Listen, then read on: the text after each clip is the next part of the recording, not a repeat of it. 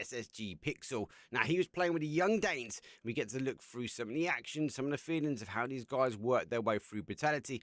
Plus, we take a deeper dive into that mindset of a player. Stay tuned. I'll see you guys for the episode. The main reason, guys and girls, is because I wanted you to be able to ask questions directly to Pixel. Where is home? Let everyone know the PUBG team where you guys play. Okay, so home team is SSG. Even though I'm a European player, I'm playing in NA, and I'm playing with Rot, Cowboy, which is a talented upcoming player, and Page. He's too old, but yeah, he can still frag, so that's good. Mate. Very explained to the sort of the audience though. Obviously, coming through qualifiers, like it's very different though compared to the upper bracket stage, which we've just finished and we're going to talk about, because there's a lot of variables that might happen. So the open qualifiers compared to the upper bracket is more random. Let's be honest. Like there's teams that, first of all, I have not played in Europe for a year now, pretty much. So I don't even know the domestic lions. You know, literally just the kings of the EU scene, how they play and so on. Yep. And playing open qualifiers only, the NA, not only like NA, obviously because we go combine now. So NA and SA playstyle is very different to EU, where in EU people punish more for the mistakes. Well, they're more precise. Sometimes in at least open qualifiers, they tend to do also more mistakes, but that's because they are, longer, so you get to see more of them. But I would say that the playstyle at least from our side, was different. We played a little bit more edge. We played more calculated, let's say it that way, where we just made sure that we always have a lot of space, and then we try to take as much space from others. Because the moment you give someone space, you have to like, oh, they might have just this compound. Suddenly you see that they're spread all over the map, and you're dead in a minute. Can you just explain to people like what really is the difference between the NASA and the EMEA region? Like, why is it seen as so different? For this one, I would probably have the perfect analogy. I don't know if you remember playstyle of old EAQ. If they see you rotating, they literally just go and drive by you immediately. Yeah. And that was like one of the only team in EU that actually does it, that goes for the risk. Yeah. In NA, it's almost every team. They see you in the rotation, insta drive by. They don't even think about it, you know? Twisted Mind, if you drive around them and it's not like actual threat, they might try to get to a safe spot where they reset. EAQ, insta drive by, insta hit the second seat. And that's probably the main difference, where NA, and especially with then SA as well, is like way more aggressive. If you had to pick Tago or Kendi for that one random map, mate, which map would you go for? Which is your favorite style? Personally, if there would be like no snowstorm, I would definitely go for Vikendi, because there are caves and I just love them. Hey. But I think it's also not that they're just trying to put less games. I don't know what the reasoning was, at least for Brutality. But we are also running like no Vikendi in scrims. And that's because the map has a little bit of issues, network issues. Yeah. And that might be the reason.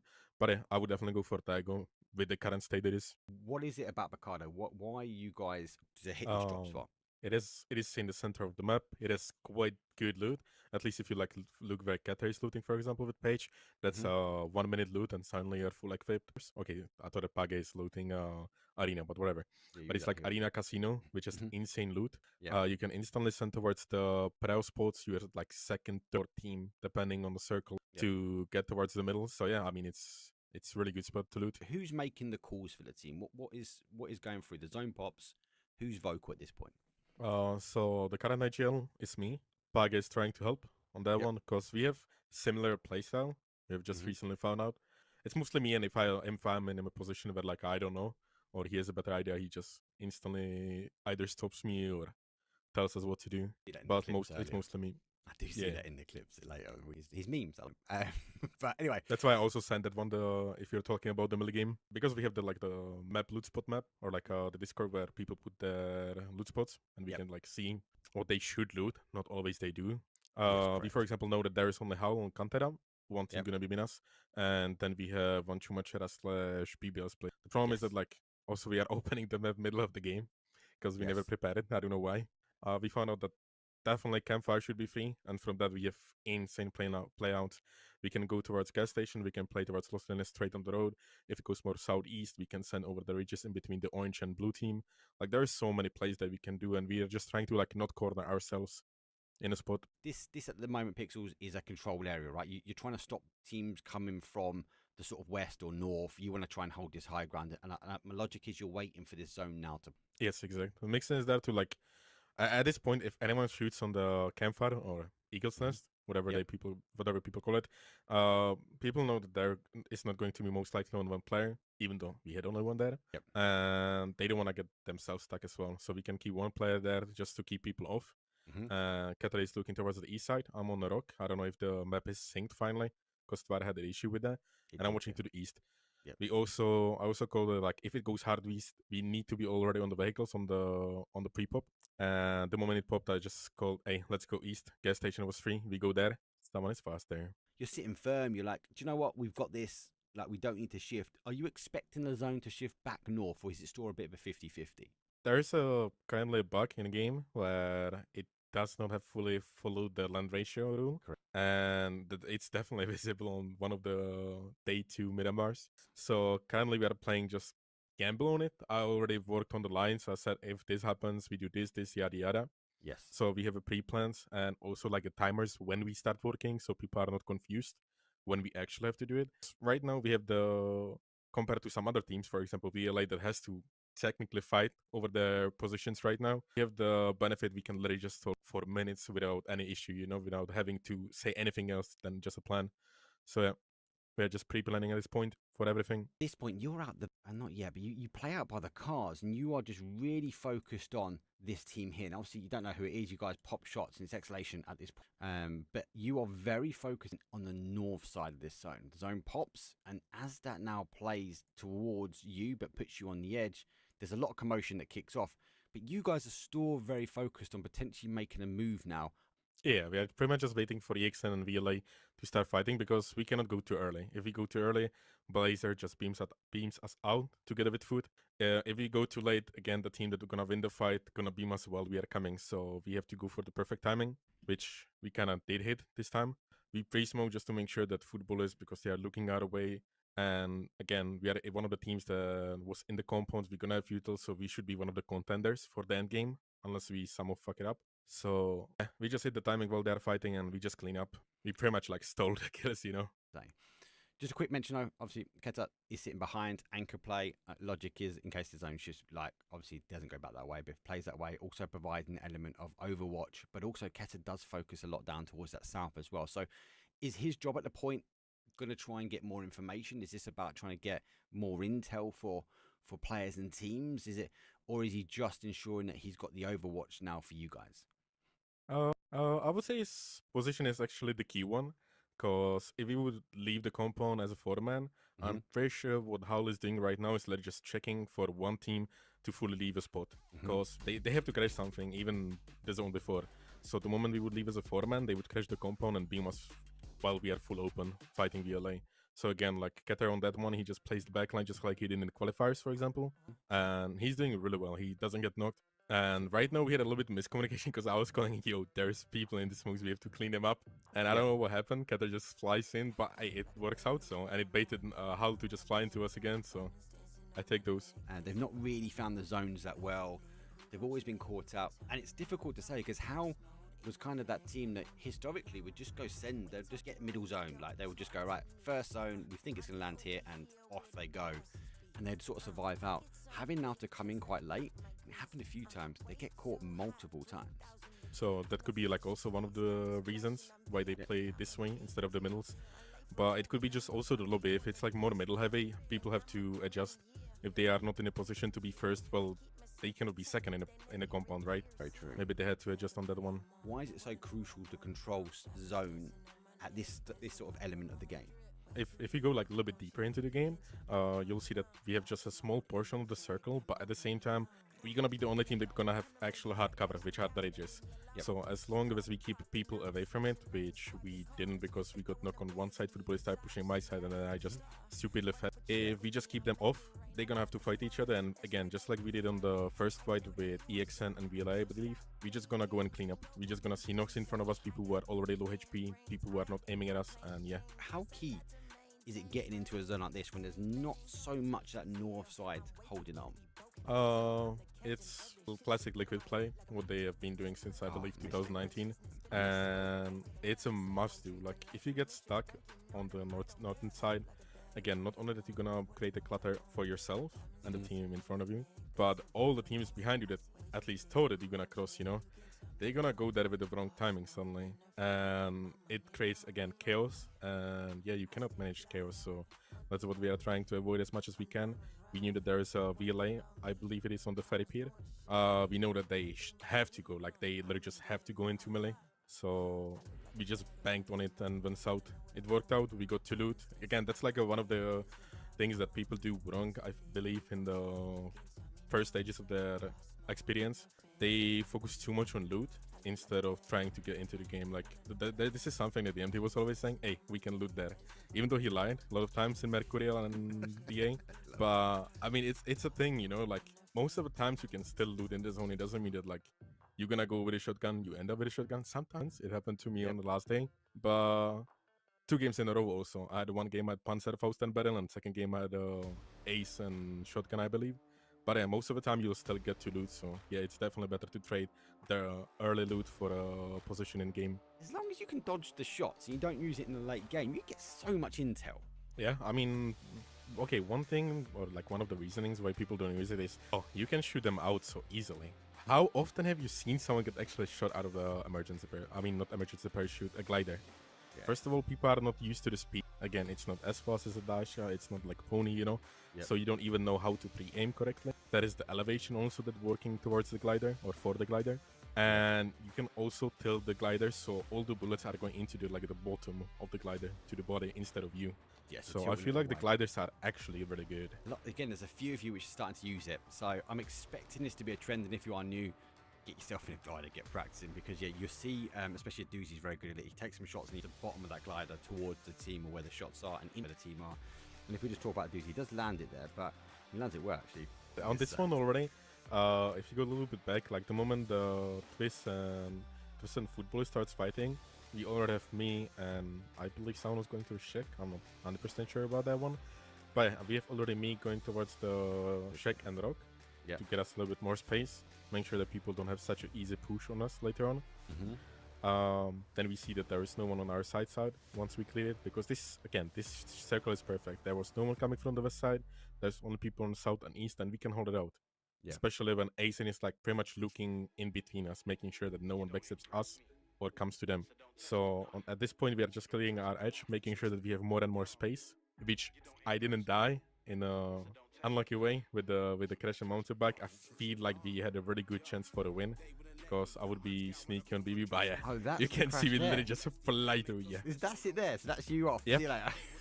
No, we didn't see that. I wonder how low the blue guy was, the knock guy.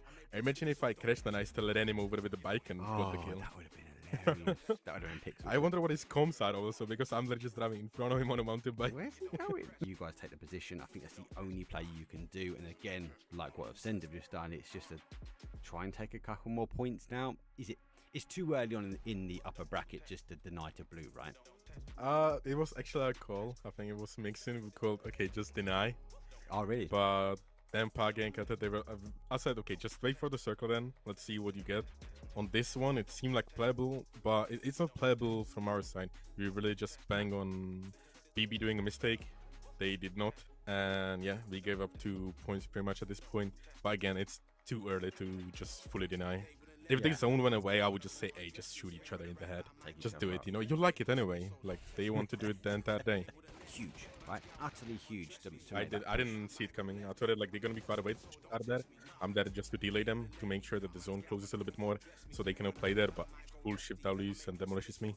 I definitely did not see that coming. Also because they like came more from the left side. I think I saw Livard on the edge, so yeah, I got definitely surprised.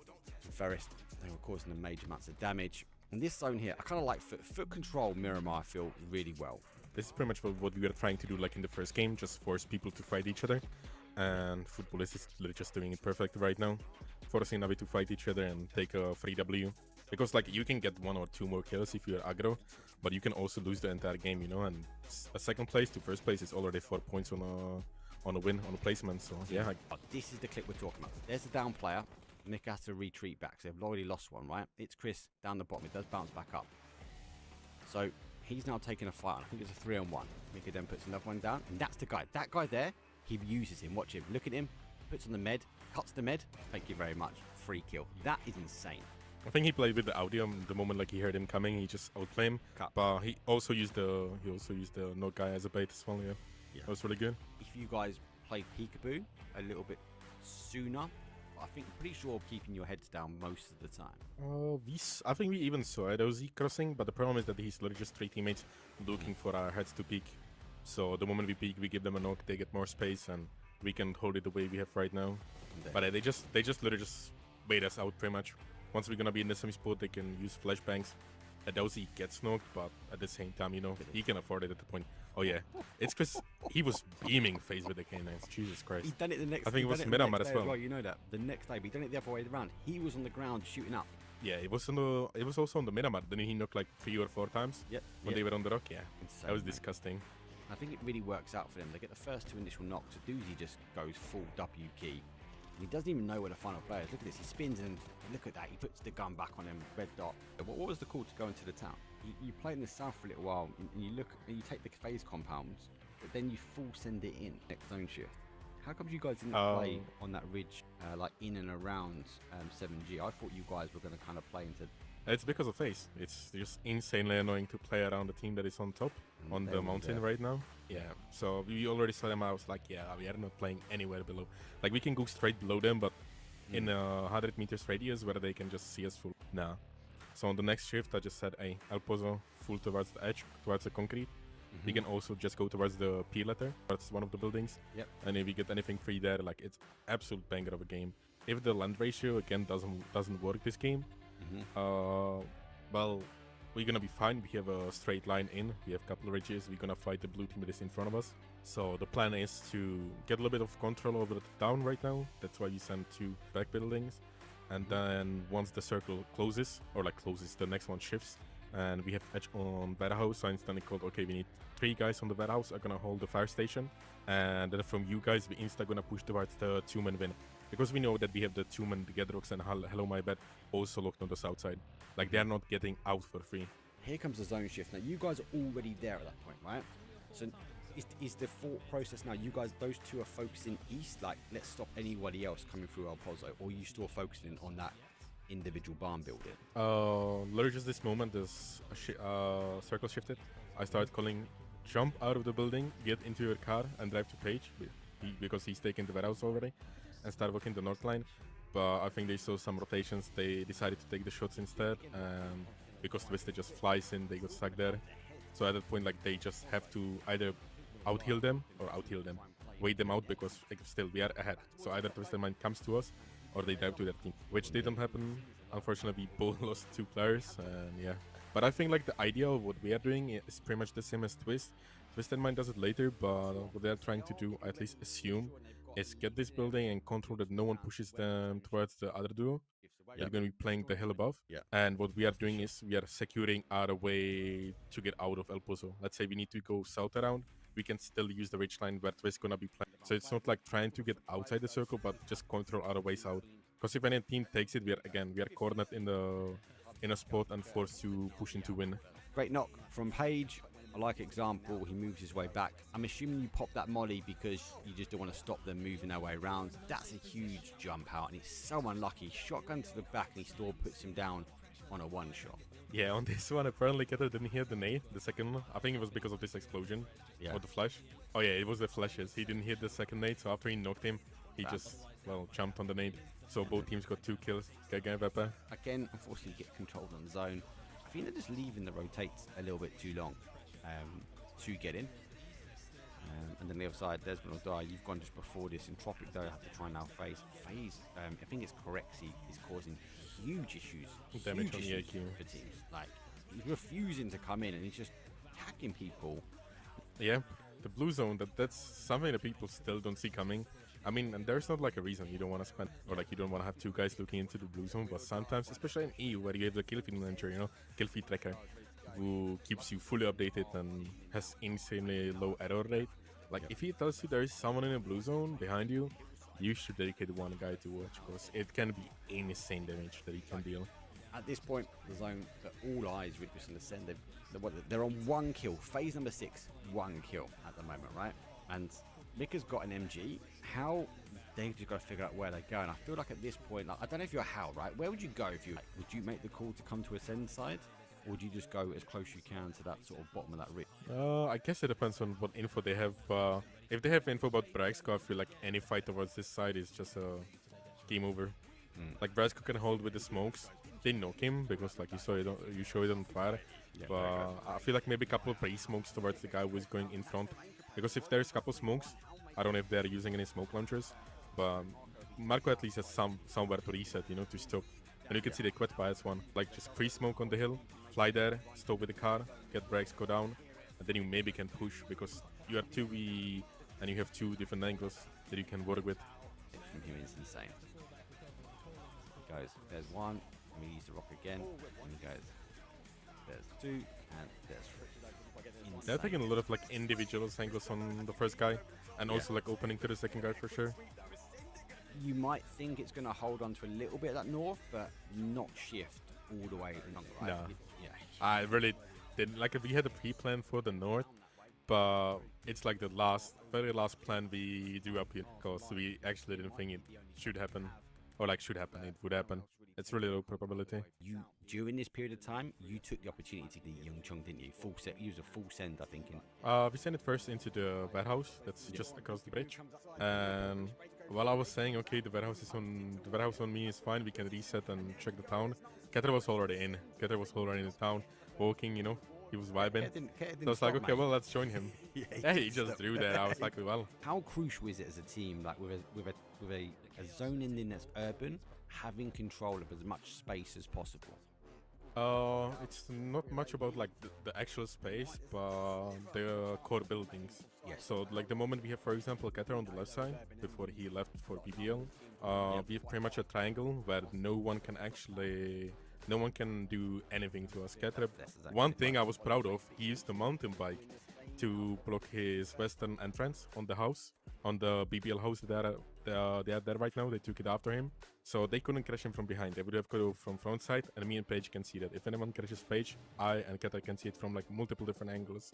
So we are quite safe there, and it's the core buildings that we are pretty much holding. If it goes east, that a lot of like teams are banging on, we have the one. It's not like a long house, it's a small 2-story to the east of Page. And we can play in the trench. After that, it's just a salvage. We just try to get as many kills as we can. And honestly, like with the open field there, I don't think we are like, even hoping for any placement points, but we will gift it. They kind of play like a little bit of, I suppose, using the buildings against you, don't they? Because you don't have many angles down towards that sort of southwest area.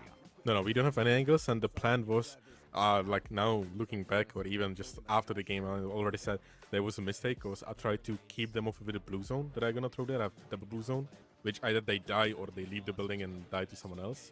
But instead of that, we should have just keep it. When BBL gets on our building, just throw it at them outside.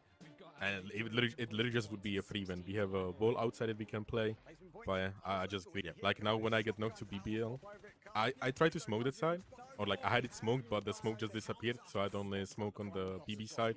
It wasn't enough.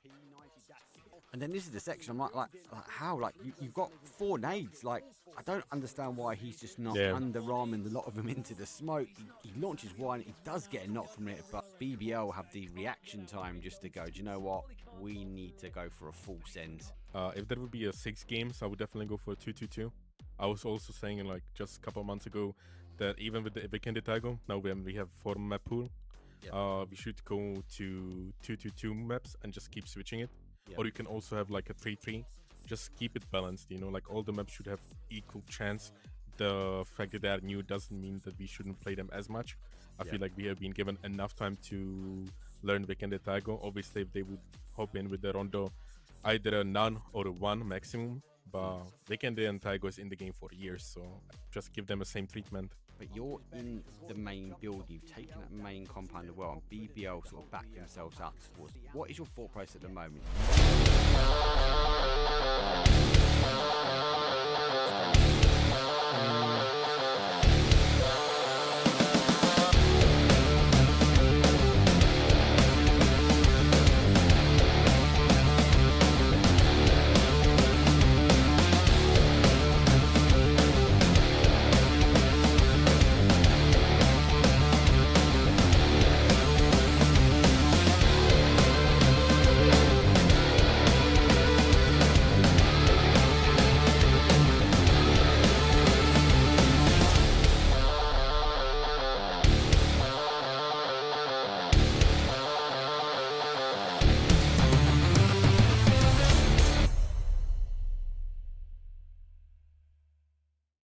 Hey, it's PUBG Day!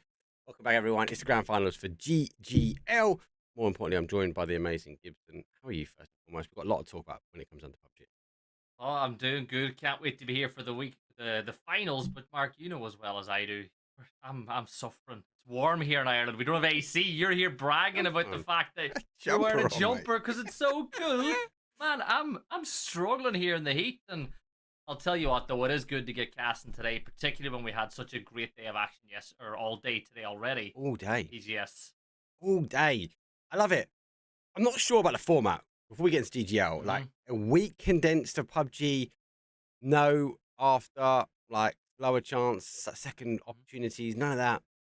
I don't know. Maybe we'll talk about this question next week, but we don't have time for that now. We've got to get things started. Well, it is GGL. It's day number 1 of the finals. For those that don't know, it is 3 days. Yes, we are normally here on a Monday. Division 2A, Division 2B, Division 3, they're all finished. It's only the main division left to go. And this is the last chance now for them to get points on the board. Points do mean prizes. But I'll quickly go through the format. So we've got 3 days of best of 6. After that, though, Gibson, we are going to crown ourselves a victor. We'll go through all the money in a section because the lobby's already kicked up. These guys are eager to get going. But more importantly, what we need to watch for those that are new here is there is a relegation, automatic relegation, and there's a section where these teams might need to go play out for an opportunity. They get a last chance. They get that kind of lower bracket, an opportunity to get back to Division 1. And if they don't succeed there, it does mean they're going to be going down to Division 2, though, come next season. Well, let's talk more about that, but more importantly, let's get things kicked off. It is day number 1 of the finals, but it's game number 1. Let's get into it. It's a wrangle, and it's coming up.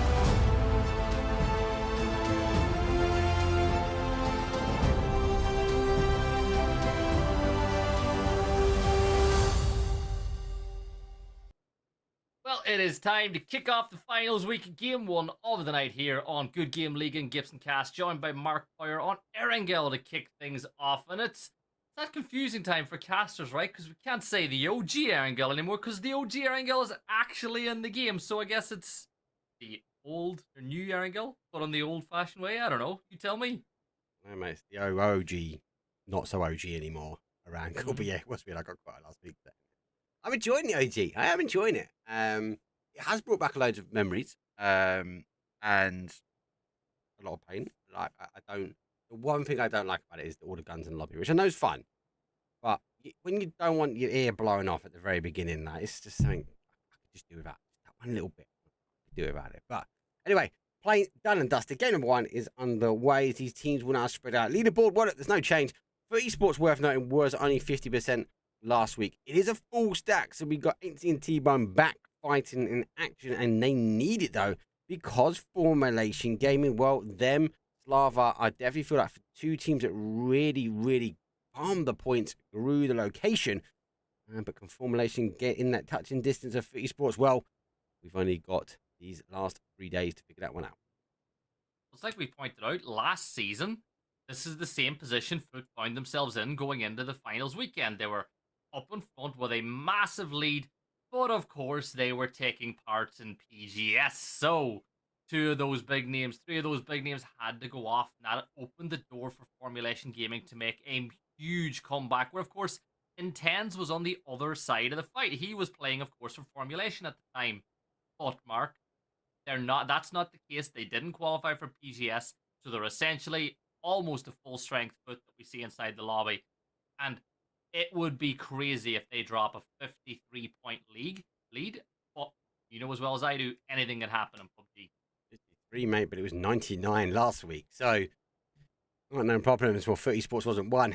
Seems to be the case now. They are knocking the door, but I think there is a key thing that you mentioned. Intense now on the other side of the fence. Got the opportunity to get an interview with him at Fuzzface when they were on Formulation Gaming, kicking off this year, actually, trying to get things started, but it didn't work out. He's such a strong player. Depth of knowledge is insane. How he breaks the games down is insane. So I think keeping the lead, I don't want to favour 30 Sports at the moment. Yes, 53 points. You'd see it's quite large, but over 3 days of heavy, intense action, we know it can go quite quickly. But this is a stat 4. So super excited, obviously, to see, and more importantly, worth talk about it while we can, mate. And that is actually the events that happened. PGS3 was a good showing. Talk about the level of PUBG that we're kicking things off. First land, and it did not disappoint, did it? It didn't, and it was nice, for me to see TSM start the day off nice and strong. They, of course, won the first map of the day. I'm obviously going to show a little bit of love towards those NA teams, but, love, yeah. It didn't quite finish as strongly for them as they would have liked. But what a day Twisted Minds had! What a day by Sonics whenever they turned things around. All in all, I feel like as much as there's an EU-NA divide, Mark, I think the two of us need to combine together to defeat APAC, because we got to defeat APAC because they're the heavy favourites going into this one, and it's nice to see an NA and EU team on top. I know it's only day one, but it's a good start. Yeah, they had I think coming into this one, you gotta be slightly biased towards the APAC teams, because they were eventing like really, really close towards the land, right? So you kind of think, well, they're the most warm, they're going to be ready to go. But yeah, super impressed. I got a love for NA. I would always sort of tag myself as that EU, the EMEA style guy, but they done really well. Really, really impressed. Sonic's kind of really dropped for me on Erangel. They kind of woke up maybe after those first 2 games. They're going, oh, by the way, we're at LAN. I think at the end, I don't know if you guys caught the interview with Shrimsy. He was talking about, obviously, they're still testing with kicks. They're trying to figure that piece out. There's a lot to be worked, but I think overall, Sonic's done really well. Not in that position where people are winding them up. Like, Sonic's already down, blah, blah, blah. I mean, Tiggleton, no, he's going to try and get some Tiggleton shots on himself, but no, doesn't quite get the connection, but he does enough to divert Clan in there. Not a bad hold for him on the real gangsters. Yeah, 25 damage dealt, but it's not the damage that really matters here. It's just making a lot of noise and forcing Clannon to go on past, because this is a great spot in new compound that real gangsters are holding right now. And, well, I think, yeah, it's a visual bug. Don't worry, guys. That wasn't the 2 players right side. Here we got a bit of a chase going on. Mark Rufus Esports, or Bum Waterfall, as we've learned to call them, are chasing down the rest of the real gangsters. Snooski Dooski on the run. Well, Snooski is on the run at the moment. He's going to take a shot. He's going to have to take the fight, but it's not going to happen. He gets completely flattened. He had the gear. I think he had no option but to try and go for the seat swap, but the train really didn't help him out. Nice chase down for them. Aggressive start. I don't know, being diverted from one way. They're going to go aggressive now as they go back the other way. AAU, boy, they backfield them and taking the compound away. Yeah, I love that move by AAU, realizing that Clannon were too busy chasing a player down. They'll take the compound, and Clannon will have to find another home. There's 3 players up for this game, and it will be tough for them. But they are going to lock on that fight. Danny Manskin's going to get that first knock onto Jan, and maybe that'll just force the rest. And I love this. BDGLS is on the rotate on the other side. This is really aggressive from Clannon, and I love it. Really good. Well placed blue zone nade. That's going to cause some issues inside. They identify, start getting crawling. Good move from them. Need to stack them up. Need more blue zone nades though, but they might not have it because we are here. But oh my god, he comes out and GLS goes down. Great defense, and Cannon, well, they're now a dangerous duo. Yeah, but All Against Us have lost another player in that fight too. So what is it? 2 versus 2 as things stand. Danny Manskin takes across with that M249, sings out a song. Kala will be able to find the knock on the trick ball, leaving it all down to Danny. He gets his knock, but he'll get traded on the other side. And just like that, we lose one, and it would be really smart a formulation here to third party this, Mark. Well, it will be smart to third party. They need the kills. They need to be able to chase this down. They're going to be able to do this now. Formulation Gaming, they're looking for some early, already surrounding themselves around. You can see Super a bit further on the other side of this stuff. I think he's trying to play and clamp in, but what he doesn't know is he's put himself right next to a dangerous team. Well, that's the real gangsters, and they are going to cause some issues really quickly from Formulation Gaming. And here's that push. Olsen on the move. Superiority complex will peek around the side. He's going to drop into the drop shot. He's down to 4 HP now, but Olsen will switch over to the Mini 14 and takes him down. while All Against Us will still try to get everybody back on their feet. Well, what's left of the side, good nade thrown to clear that building, forces them inside, takes a bit more damage. Mark, it's All Against Us, they'll get this res, and I feel like Formulation need to up this aggression a little bit, or else they gotta fall back. Yeah, I think fall back might be the option here. Moving back. Just because they came across a secondary team, you could tell they were like trying to surround the compound, right? They were putting themselves in a position to go, hey, do you know what? Let's just close this one in and we'll get these points out, 3 or 4. Depends if they've been reading the kill feed. Didn't quite work out. The gangsters came also lurking on the other side to reclaim an early death. They had a lot of teams, unfortunately, going down to 3. It is phase number 1. It's this region. We are very well known for a lot of early action, a lot of teams going down, and we haven't really had an opportunity to talk about the zone. Middle of the pack, right there by Rozhok School. And I suppose the STFU started really well this season, been falling down the ranks. This zone's not too bad, but will they get the kills? Are they going to be able to get the points? At the moment, I can't see anyone pushing this location. Am I crazy, or did I hear Toby call this a plain bagel circle earlier today? It did, yeah.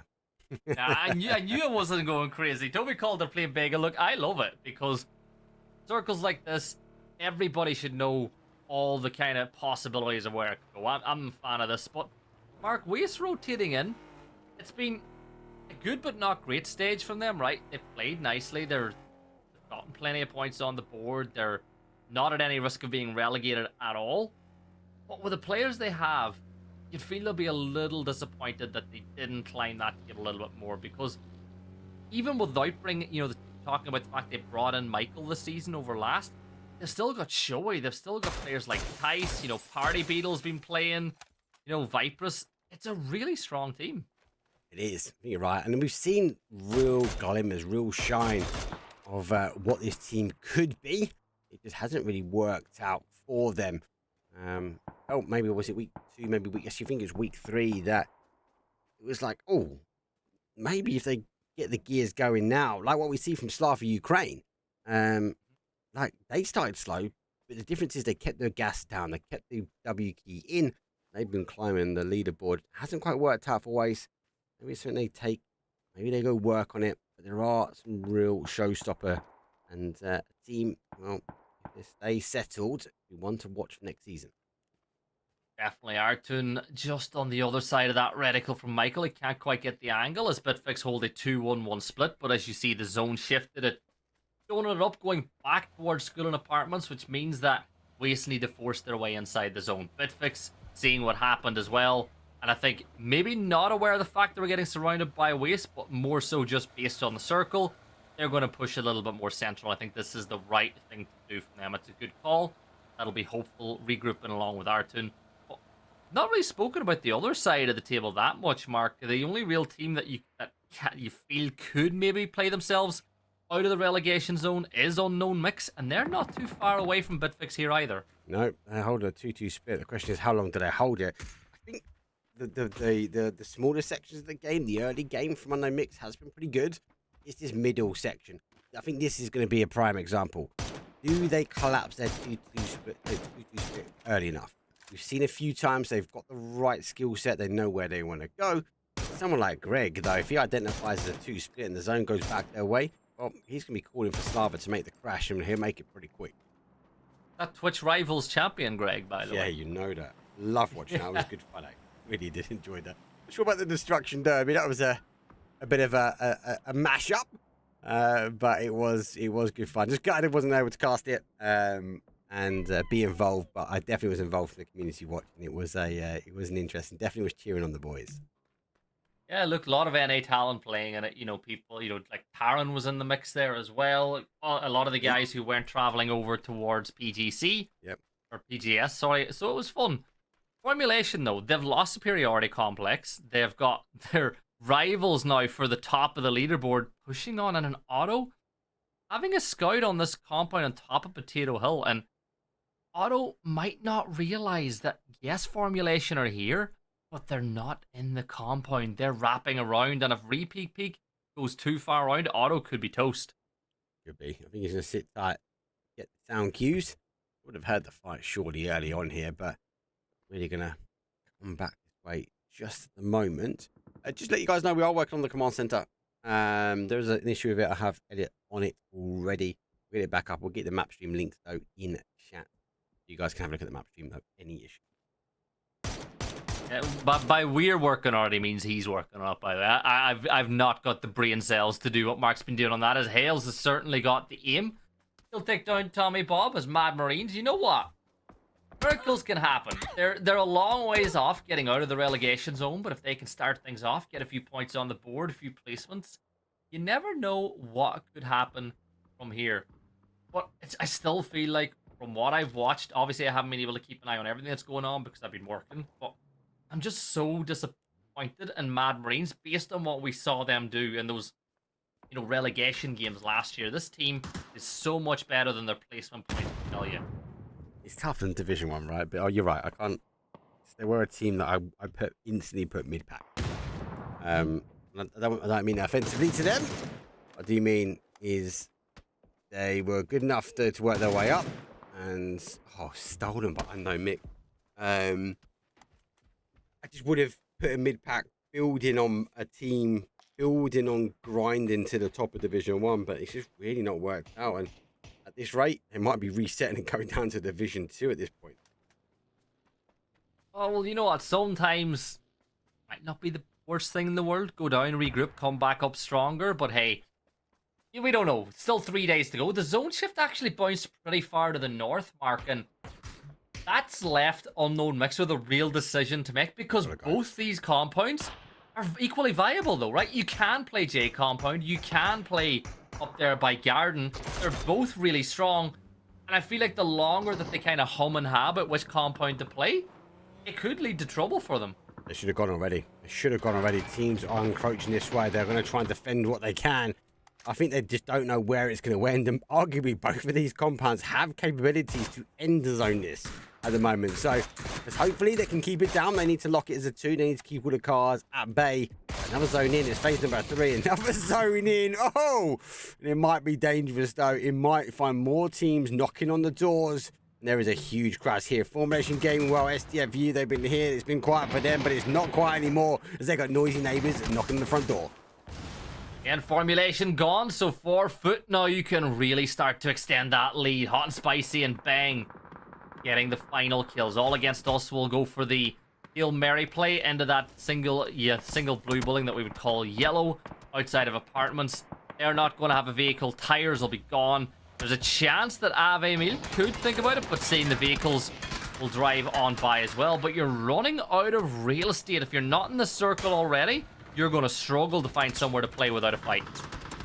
This is the problem here. Car's about to go. There we go. Should be able to get at least, but the other 2 on the other side. So we might get picked at the end. Needs to get smoked. Be the shots. There you go. There they are.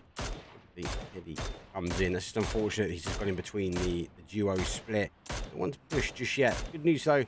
Behind enemy wires. Well, they opted to push airborne. Someone was left behind an enemy wife, unfortunately going out. And Res, well, they're making the push now on the Mad Marines.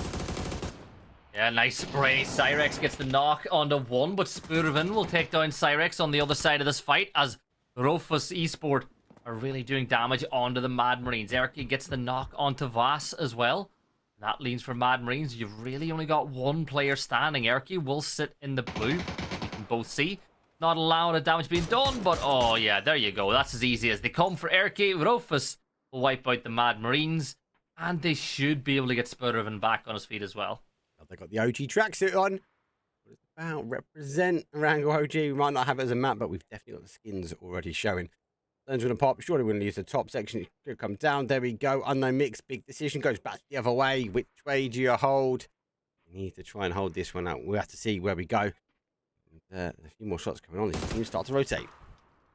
I don't know how Unknown Mix are getting away with this 2-2 split. As Hopeful picks up that kill onto Mechas. Ival will be bled out by the blue zone as Foot now make their way in as well and have a team left it too late. Have Unknown Mix just given the team like Foot the opportunity to crash their positioning.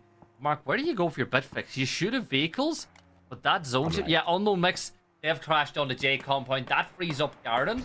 So you feel like that should be nice enough for, Horse's team to get in there as well. There's, it should be nice. Behind enemy wives should get it. Yeah, gambling will come in as well. They're going to take this. I think BAF are going to play the hill just in front of him. Just hold there and then make the play after. Wanted, well, we've got an unwanted neighbour. Nate doesn't quite go through the front door. No windows. Everything also crashes in. There's a 3 versus 1. DIV's there, but does have some reinforcements further afield. How longer, how much before waves start crashing in? And yeah, there they go. There's one. He spins the other way. Doesn't quite get down. And unwanted, well, down to a solo. The kill feed is lit up with those bodies. Yeah, Deviant now pushing through the smoke. The last player standing for his side. But as you step further and further, you can hear the footsteps. Blanky's going to step out and deletes him. Unwanted. Eliminated in 12th place. 38 players left alive. And here come Waste as they move. I thought Shoei was going to crash this for a second. But I think they're a little bit locked in on that fight going on with Slava Ukraine. Yeah. Slava aren't working that way. Let me just figure out which way they go. But they've got to be careful. GG have come back the other way. It's always tempting to hold up the old the hill. But they've already lost the body. You got to remember, Greg went down. He was holding and the team fielding from behind. So it looks like Slava might just trying to hunker down here and hold out. Wait and see though how this one's going to end. Yeah, Spectro now in a nice position here for his team, though. He'll be able to scout out what's going on all around them. So I think chat's saying that my mic is cutting in and out just a little bit. So it's probably an issue on my end. Let me see if I can sort something out here. I think it was mine because I got the AC on, so it's not. I will have a listen to yours as well, which is like super annoying. Yeah. I've listened to both. But I'll just double check that you haven't got any noise gates on. You've got nothing on my side, Gibson, so it's all you, mate. All me, Mark. It's the way it always is. If there's any issues, let me know. Michael taking towards Shigdo, that MK looking this way. Did you see the way that MK was dominating earlier on today in PGS as well? The end game against Sonics, they got torn apart by it on one spray. Yep, that's been a big hitter. Big hits now. Well, it's going to be the fight for the high ground. Slava, I think, knowing they came up this way, hearing all the cars, and knowing they've had teams backfield them in the north, they've got to figure out where they go. But where do you go? Definitely worth noting that Unknown Mix got it right. Zone did push down to the south. Kind of thought it would do. And that big crash in here. Footy Sports took the early into the rotation towards the shack. That's pretty hard to try and hold out, but it's all about hard. It's going to be hot and spicy when it comes down to the flats. BFG have to move towards school, but it's a temporary time before we start seeing them maybe make the push now towards flats. Yeah, that push towards flats will be pretty tough one to make. You know, come on, you gotta get going, Hopeful. Come on. How is Hopeful not downed? He's got away with it. He has got away with it. Rufus goes down. And they actually do find the one and only flat that didn't have any bodies for SDFU in. They are split. They are in. Their cars will be safe at least for another game. And yeah, how did he get away with that rotation? Well, that's huge. Here comes another rotation. Comes in from our gambling acts where they gambled late on this one. They throw all to red and they throw all towards. They've got a bit of cover though from the rolling cars, but not for long. GA, full send. You've got to think they're going to hit this shack in a second. Yeah, they're moving, but Foot's going to get the knock on. The one that's actually Symphonized that finds that as a hunt will be on for the flush. Scarrett finds it. And now Chukin's going to flame off this one. Cosper out in the open. Surely he'll get found. And Brula is the one to find that knock. Cosper goes down. 21 minutes gone. 32 players alive. And the funny thing is, it's going to get so much worse, Mark. There's nowhere to play for these teams that aren't in yet. Nope. Chig's holding down. No, you can't shoot that guy here. Blanky's going to go to that nade.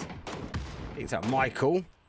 MK, well, pretty loud. Got no vest, though, for Chiggleton.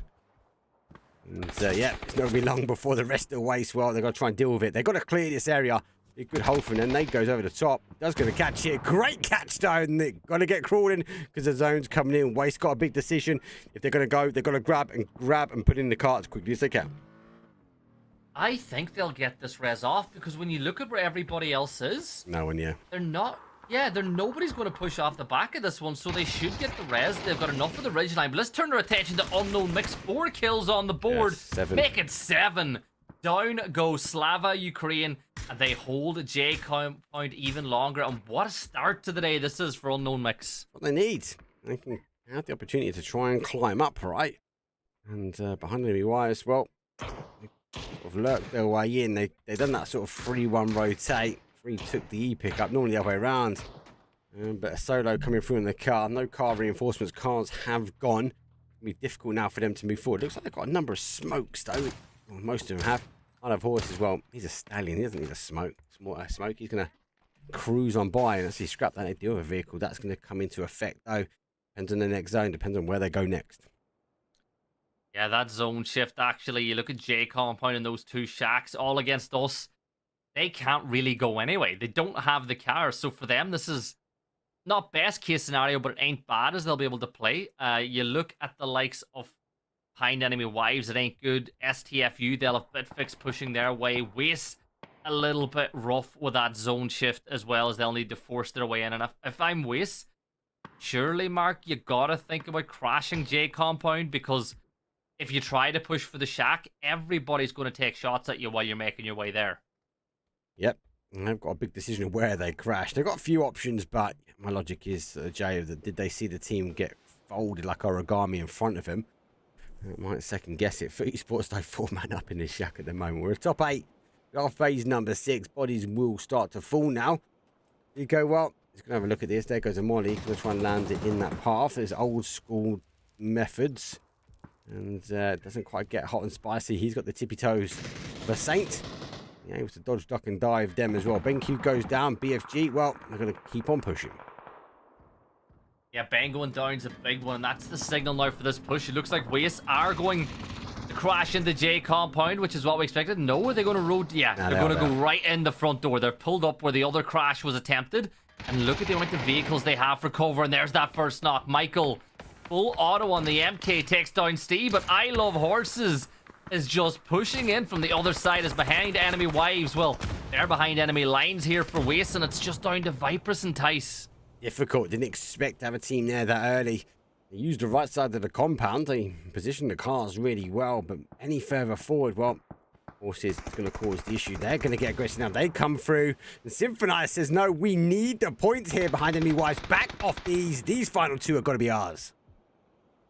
Yeah, Steve's going to get raised back up to a 4 for Unknown Mixed Tice. And Viper's still alive. They've got plenty of smoke cover to deal with. Bitfix still entrenched in that battle for the apartments as well, as Hopeful can see nothing through the smoke. He moves closer and closer. Tice finds a knock on to Scarrett, though. That's a big opportunity. That kill will get confirmed straight away, and Machine will take some damage from Vipers here too. Waste starting to fight back. They don't need to move, do they? Unknown Mixed, the one's getting aggressive, sees it, Des clears it out. That's all the logic. They're just trying to clear that side of the compound, but at risk, have lost bodies here. Right, STFU, well, they cause some damage, but not enough to get the confirm. They're down bodies now. Final player for them. This has been their home, their territory, their go-to position. They have been picked apart. Very difficult now. Little Wall remains. It's going to be very easy for teams to see him as they get fully exposed now. He's kind of hoping the rest of the BFG team gets picked up by the remaining players outside this compound. Yeah, look, Bell saw that knock and he stepped out to try get the point, but he gets caught out by Brula, who uses the Dragon off, and all of a sudden we're into a top 5. Otto extending out. Look, Foot realizing that I Love Horses have gone the other way, and the rest of Behind Enemy Wives, they now know that their backs are at least clear for now, so they're extending out of the shack to try pick up the teams moving from apps. It's a great move from Foot. It's a great move. They've been blessed with zone. They've been 4-man in the shack for a while. So you spoke about 4 of them extending their points, trying to gain what they can out of this one. Well, that's the opportunity. Didn't we have the kills before? Let's see what they end up on the mix. Well, they're going for a few more bits and bobs. But if I remember right, there's a Fama sitting there. There's a load of kills and steals. But AAU, they want to end this one quickly. There's 1, there's 2, and that's an explosive ending to go to our top 4. BFG will take 5th. And that is a gift for all against us. They've gotten out of there. They've got so many kills on the board here already, which you wouldn't expect based on the positions that they've played. But now there's a big decision. It's a 4v3v 3v2. Foot definitely, with the numbers, have a great chance of winning this game, particularly, Mark, when the zone has now forced Unknown Mixed to leave J Compound as well. Have forced them to move around. Nice move to AAU, taking the ridge. They've taking the southern side and using it. That's why you're seeing the bunny hops there, trying to ensure that no one moves in. They're relying on, I suppose, Foot Esports to stop them getting across to him. They do launch a blue zone nade. That's them trying to clear the shack and see if anyone comes up. Peekaboo. So telling me here, Unknown Mix don't have all the information. They haven't got the intel now of the remaining teams around them. So many teams have crashed into him. Yeah, but they got a force on the other side now because behind enemy wives were pushing. Doffy drops down to just go zone. Oh yeah, this. Oh, he's. Doffy, I suppose he's got a little bit in. He's got a little bit in. Maybe just try and maybe get another point in. No, I'll stay with him on this one. Just keep alive. He's got a little bit you can lay down. Just lay down in this little bit. You'll be fine, Doff. You've got this, mate. Lay down. No, just go aggressive then. Why not? Sod it. Oh, that's gonna be good. That's good. T-Bone, catch that one. There's one. There's two. Oh, he goes down. Unfortunate though. Big nades come through. That's explosive action though. Foot Esports though getting picked apart by a solo ranger. Even more importantly, the car flipped the other way to get a recover, but Unknown Mix can't capitalize because they're trying to wrap onto all against us. They have turned away from Foot, who should get that res off as he crawls back inside. But all against us, they're trying to pick up the pieces of Foot here as well, but they know that Unknown Mix are moving this way. Ibra, look at how aggressive Ibra's getting, looking up. It's difficult though, Gibson, because they've got opportunities both sides, but it's a bit of a game of chess here at the end. Which one does AAU take? It's 3 versus 3 versus 3. AAU got the advantage when it comes down to position. But is position really an advantage here? We'll have to wait and see, though. First knock comes in from Foot. Aintsy, though, puts down Unknown Mix, making the move forward. And maybe AAU going to take the opportunity to capitalize on a man down. Machine has fallen. That leaves Callan now moving around the side, but the smoke wall is oppressive. You can't really push because you know that Foot are thinking about making a move now because phase 8 will force them closer to you as well. So Ibra's trying to hold back all the members of Foot all by himself. No lid. I like this wrap, but his bodies, he's looking for some, he's looking to see if he can get some utility. Maybe there's some new helmet, new vest, Mark. Did he get any needs? He needs the helmet. He had some nades. It's the lid that was the problem. Level 3 vest. Try and work in. Don't need Otto the opportunities to make the play forward. That's why they didn't have any nades actually. No, so no nades. It's a lid he went for. A lid he got. 9 kills though for AAU. I'm still so impressed with the amount of kills they've gotten, considering the position that they found themselves playing in a little bit earlier. But you know what? Dominoes need to fall your way, and they certainly have for all against us in this matchup. But it's a bit of a standoff now, Mark, because everybody's in the zone. The center point's been drawn. Everybody will need to move, and Otto is currently the closest player to center. He's crawled and creeped his way in here. And how big of a move could that be for Foot in their chances of taking this map? He literally just done it as well. So run open field to get there. It's got a few dips that he can play, but with these teams close enough here, Ainty takes some headshots across. There's the final player now for Unknown Mix, and looks like Foot Esports trying to expose the ankles. Don't know if they've seen him. Ainty's going to play peekaboo. Does get a couple of shots, but doesn't go down. It might be the blue zone from Steve. Well, he's limited. He hasn't got many angles. He's going to go aggressive on this one now. Yeah, play your life now at this point. He's got a jammer pack, which got bottom a second or two, but 12 kills, 3rd place. You'll take that if you're Unknown Mix, particularly with where you were in the leaderboard. That's a solid 17-point map. Now, it's Foot against all against us. And well, Mark, I think we all know at home which team Formulation Gaming are rooting for in this matchup. It's worth noting, though, Foot Esports haven't really got the kills we've seen all the way through, but they played 4-man into a shack. He held out. No one pushed them. Everyone went towards the compounds. AAU trying to get anything they can. They're laying low. They get the first, but they get one back as well. Store 2 versus 2. And they're going down to a 2. Making a big push. Otto goes down. Final player now from them. And they're right on top of it. It should be a win. No, it goes down to a 1 versus 1 at the end. It's intense. This is the way he plays. He wins 1 versus 1vx's for fun. Brula D on the high ground. Stun goes, but there's no smoke left on the battlefield. Another one's tossed. He's going to confirm out 1 point. That's 1 more on the board for them, but Intense is going to peek across, and Brula D, winner. Chicken dinner, 23-point game for all against us, and what a performance that was. They had no right, Mark. Remember, they had 1 player up at 1 point in that game when they got into that early game fight, and they went on to take the... And they took it aggressively, don't forget, though. It wasn't easy for them. They had to play down. They took that single blue building out in the field. That kind of worked out their deflected the teams. But for me, it was the point when they fully engaged, when the zone shifted a bit to the north and they took that ridge line. Then they were like, hey, we can hold from here. And they were kind of playing chess, though. They were figuring out, well, let's go maybe push towards the compound. Then we come back and take the school flat. But they stayed disciplined. And it was discipline. They got them a nice little chicken dinner, though, when it came down to the end. Well played for AAU. Great game from them. That'll help them with trying to secure their spot in Division 1 for this season as well. Not really in the mix to win the whole event, but Mark, all those points matter. And pretty good start to the day as well. Remember, for the viewers at home just joining us, this is the finals week. So we've got 6 maps tonight, 6 maps tomorrow, 6 maps on Wednesday. And at the end of that, we will crown your champions of this season of Good Game Ligaen. That was game number 1 done. And as Gibson said, we have 6 to go. Let's take a quick break. When we come back, though, it is going to be another Orangle, our final Orangle, though, actually, for day number 1. So see you guys in a few.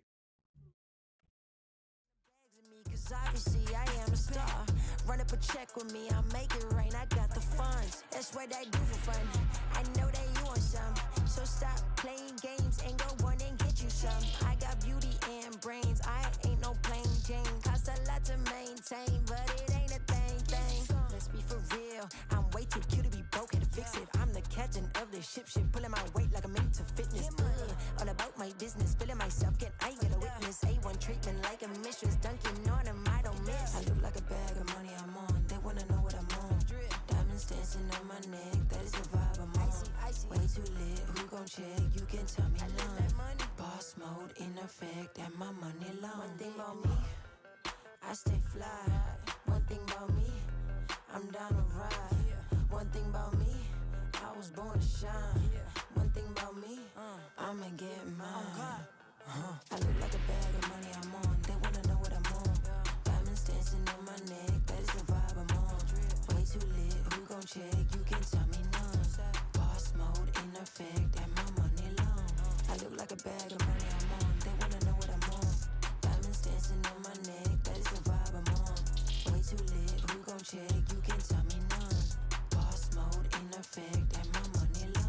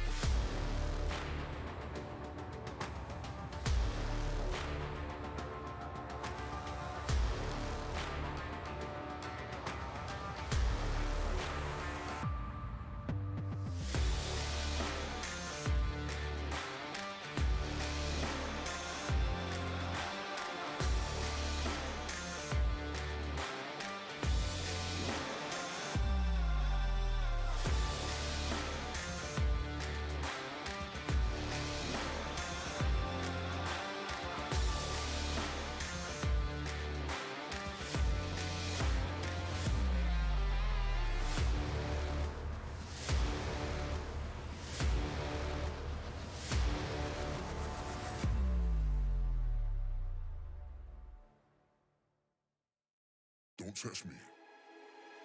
You don't impress me, so don't test me, nah. So don't test me. Nah. Don't test me. Yo. You don't impress me, so don't test me, nah. So don't test me. Nah. Don't test me. Yo, they wouldn't let me. Man's gal wanna come undress me. Swing with the right, but I might go lefty. I make plus with it, so don't test me. They wouldn't let me. Man's gal wanna come undress me. Swing with the right, but I might go lefty. I make plus with it, so don't test me. Nah. You don't impress me, so don't test me. Nah. So don't test me. Nah. Don't test me. You don't impress me, so don't test me. Nah. So don't test me. Nah. Don't test me.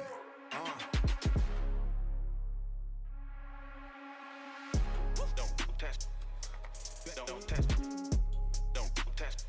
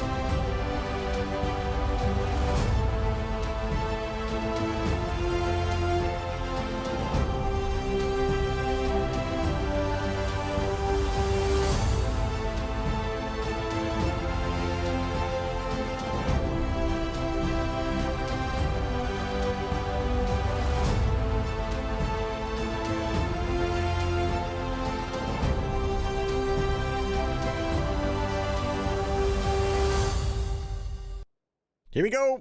It's game number 2. Final wrangle, unfortunately, for day number 1.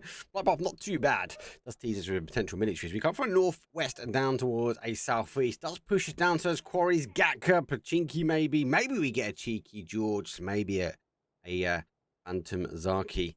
I wouldn't mind a military item, though. It's a grand final. Feels like a mini. You love it, don't you? Remember the map we had earlier today on PGS where we were hoping for something crazy like that? But, Mark, I hope that for the player second grand finals, we get something maybe more central. But if I'm being devious, give us a half and half. Give us a Millie Island split with that southwest side of the map to make those players make a huge decision. And look at this, Mark. Do we have 2 teams making their way down into Nova in the early stages? Mad Marines look like they might just be competing with the Gambling Addicts, and Gambling Addicts might just make their way across the bay, though. Yeah, I think Gambling will go across. Marines will go to Novo. No change, really. No hot drop. Surprising about how aggressive this lobby's been for the season so far. We're not coming to the end. Quite sad, unfortunately, but we're going to wait for the zone. About 5 seconds out before we see the zone pop. Everyone, give or take, is in the same place. Oh, well, you get your little half and half, but you get a smidgen. We go back for the heart and soul, the centre, the dinky donut. I like to call them, but they are right in the middle of this map. Or as Toby says, there's a plain bagel. Plain bagel circle again.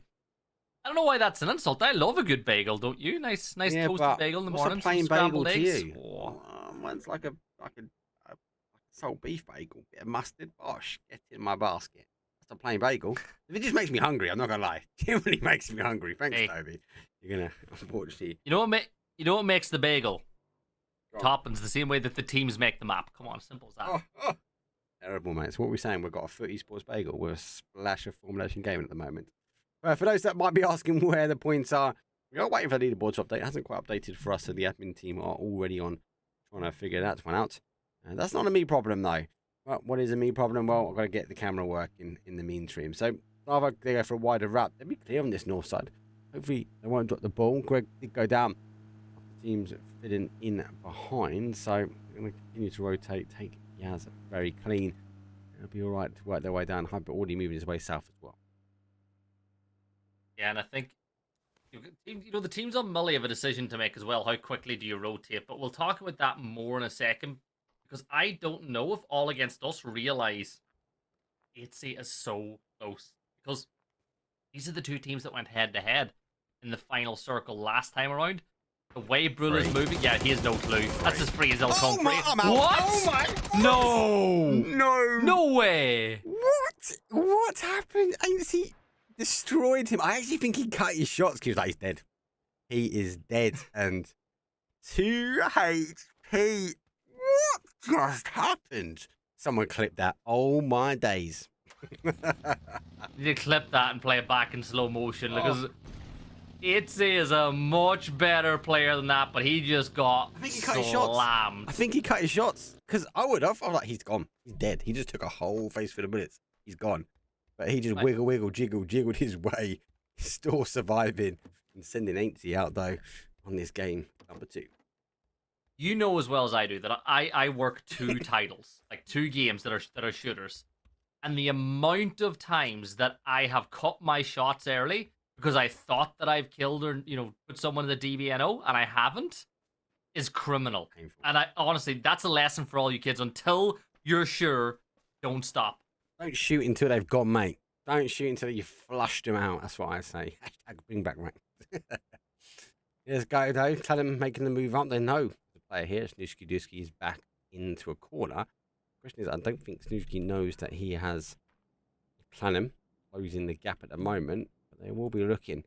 The only advantage that they've got is they have AAU that might pick up Hammond working his way in from the south.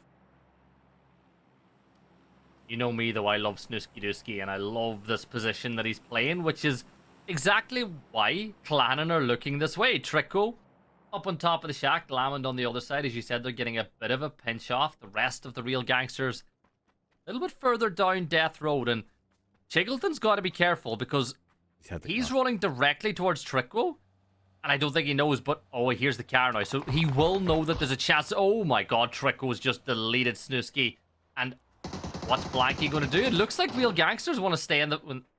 Nah. I'm trying to work... I'm watching, Mark. They're thinking about pushing it. I think that was actually comms, though, from Chig that a car's rotating. So Snooski came out of cover to take the fight because he thought it'd be a freebie. What he didn't know, and what was impending, that we thought that they were going to roll on top of the rest of Clannon. Didn't quite work out. Like the thought process to Clannon take the compound they wanted. Flamon gets the points, get the bike inside as well for safety. And now the thing is, you know that you've already got another knock on the real gangsters. Nah. How aggressive do you want to get? Because it doesn't look like they want to push that aggressive button, because I think the compound was the prize here, not the points. Yeah. So I think they've done right to just stay where they are. Looking like we get the car safe as well, so that's a big no, we're not interested. Real gangsters have taken the compound a bit further, so they are going to wrap their way around Potato Hill. We're a little bit in towards Potato Hill before coming back down. No one's up there at the moment, though.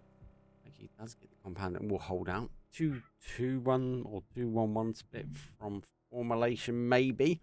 Slow roll in. Foot takes South Pachinki Hill. Behind them, Miwai's now worked their way over. Marine's going to take public transport over. That'd be pretty clear as well. Still a lot of space. We haven't lost any teams, but there is still a lot of space to be had from teams that might want to play their game plan. Yeah, look, it's phase 1. It's early days, and we're getting that little, speaking of bagels, you got that donut effect where everyone's pushing towards the center. It'll create lots of space for teams like Bitfix and Waste make their way in. Mad Marines. Looks like, Mark, are they waiting on the ferry? Are they going to take the ferry in 100%. towards the pier? Public transport, So, all the way, mate. Yeah, and if they take it, yeah, they're already on it. This will take them right in towards the other pier, which, as we all know, is completely vacant. But their biggest problem is, do they have transport when they hit the dock? Is there a vehicle in the ship? Have they moved the UAS into the ferry? What I don't know is why they didn't take the vehicles from here. They had the time. Like, they should have taken at least one. There's the potential of the secondary here as well. There's a bike. They missed a trick here, the Mad Marines. The next vehicle, though, is further afield. It's not there. It might have already been picked up. Don't forget, we had drops this way. So, yeah, that's a big mistake here from the Marines. They had the opportunity for 2 vehicles. They're going to come in now with no vehicles. They've got a drop. Maybe they get the zone. Maybe we see it pull back down towards the river in between Millie and Main Island. They might not go there too. They've the opportunity to pull off and go to Sharkfin and get one of the the spawns that happen around there as well. So they're not necessarily in the worst position in the world. Unwanted.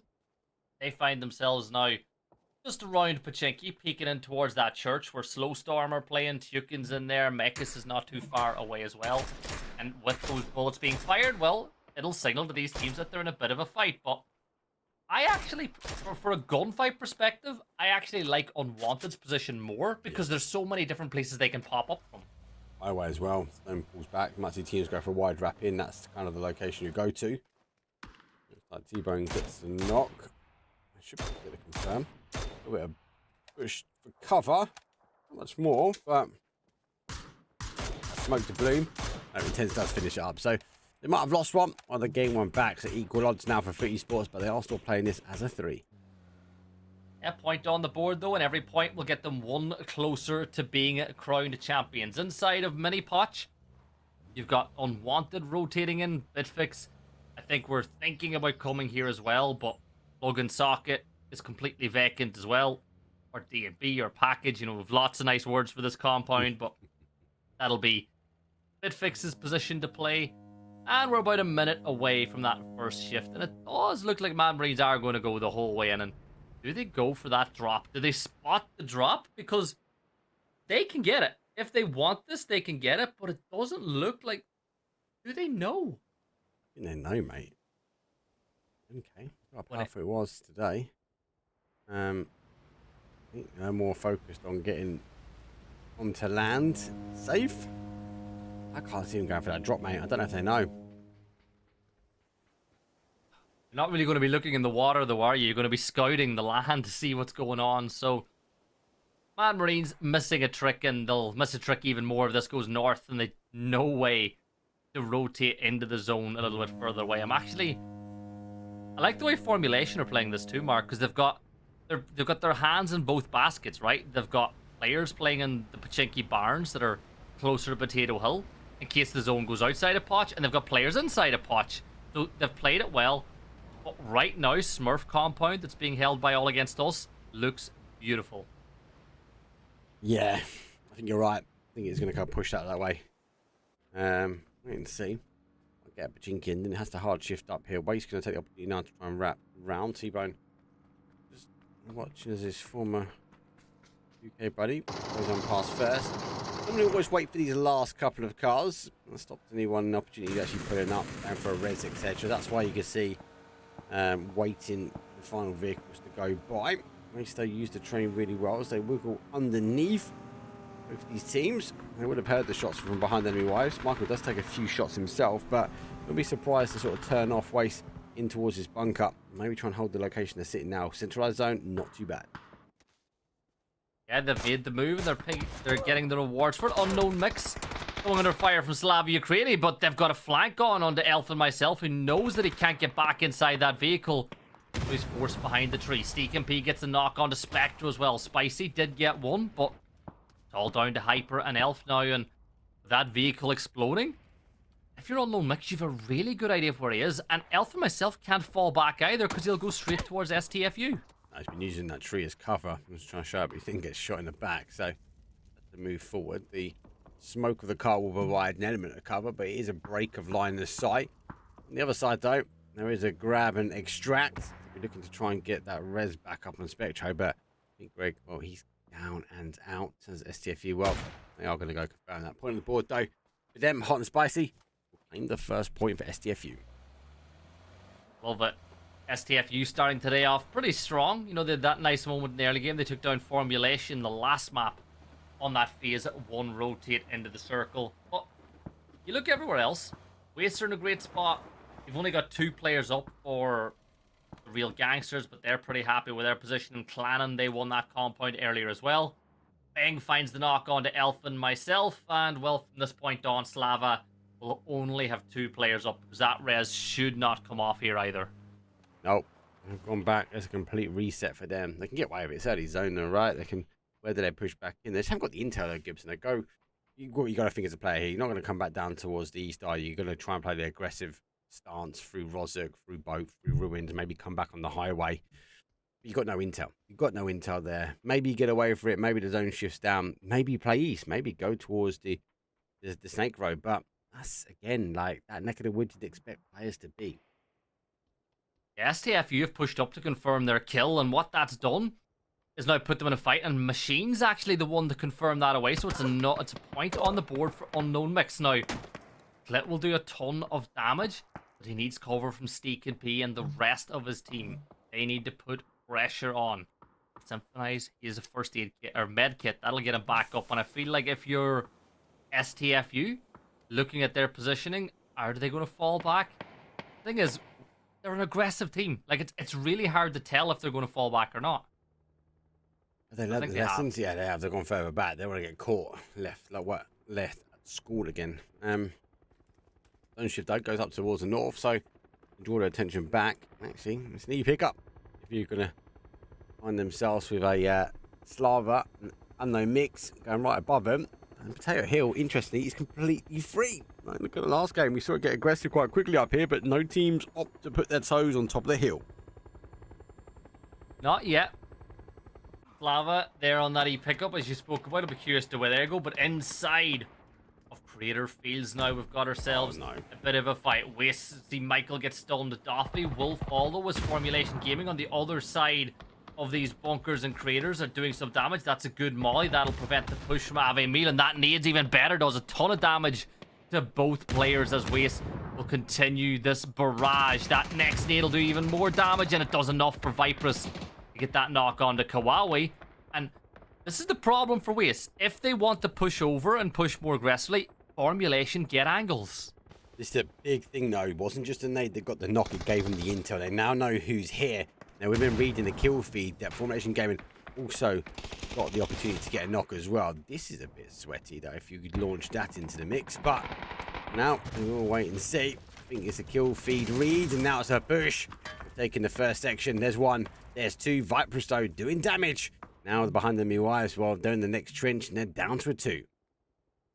Yeah, no, this is good from Waste, clearing their position. This is exactly what they need to do. You don't want to share this position with any team, never mind a team like behind enemy wives. Now, Bitfix are in a big fight with STFU elsewhere if you're keeping an eye on the kill feed. Looks like we've got a crash up by that compound, and this is over by plug and socket. D&B, Tickle gets the knock onto Hot and Spicy, leaving it down to Bang and Xerox, who aren't really in a great position to push over, and it looks like STFU, they've gone full on retreat once more. Oh, maybe not. Building momentum, as I suppose. No. Get a bit closer for the res. Oh, No, they have. he's changed his mind again. They've seen him. That's why. I think there was a call. I'm resable. I'm res me. That's what you normally get. No! You made the right call first time. That's a good knock. Now maybe decide whether you want to go for that crash again and get the res. Firstly, I feel like you've already started the retreat. Keep on going. Survive this one as a 2. A lot of bodies here are going to be down numbers coming into game. Yeah, there's another spray. Kala looking to get a knock from Ollie. It's still spreading out of Smurf compound now, just a little bit. You know why this compound is called Smurf, by the way, Mark? No. Educate me in the viewership. Because it's blue. No. Is it? Yeah. Never. Yeah. Even though colors don't really matter in PUBG, we call buildings different colors because that's what they were when we played back in our day. Keep it simple, mate. Keep it simple.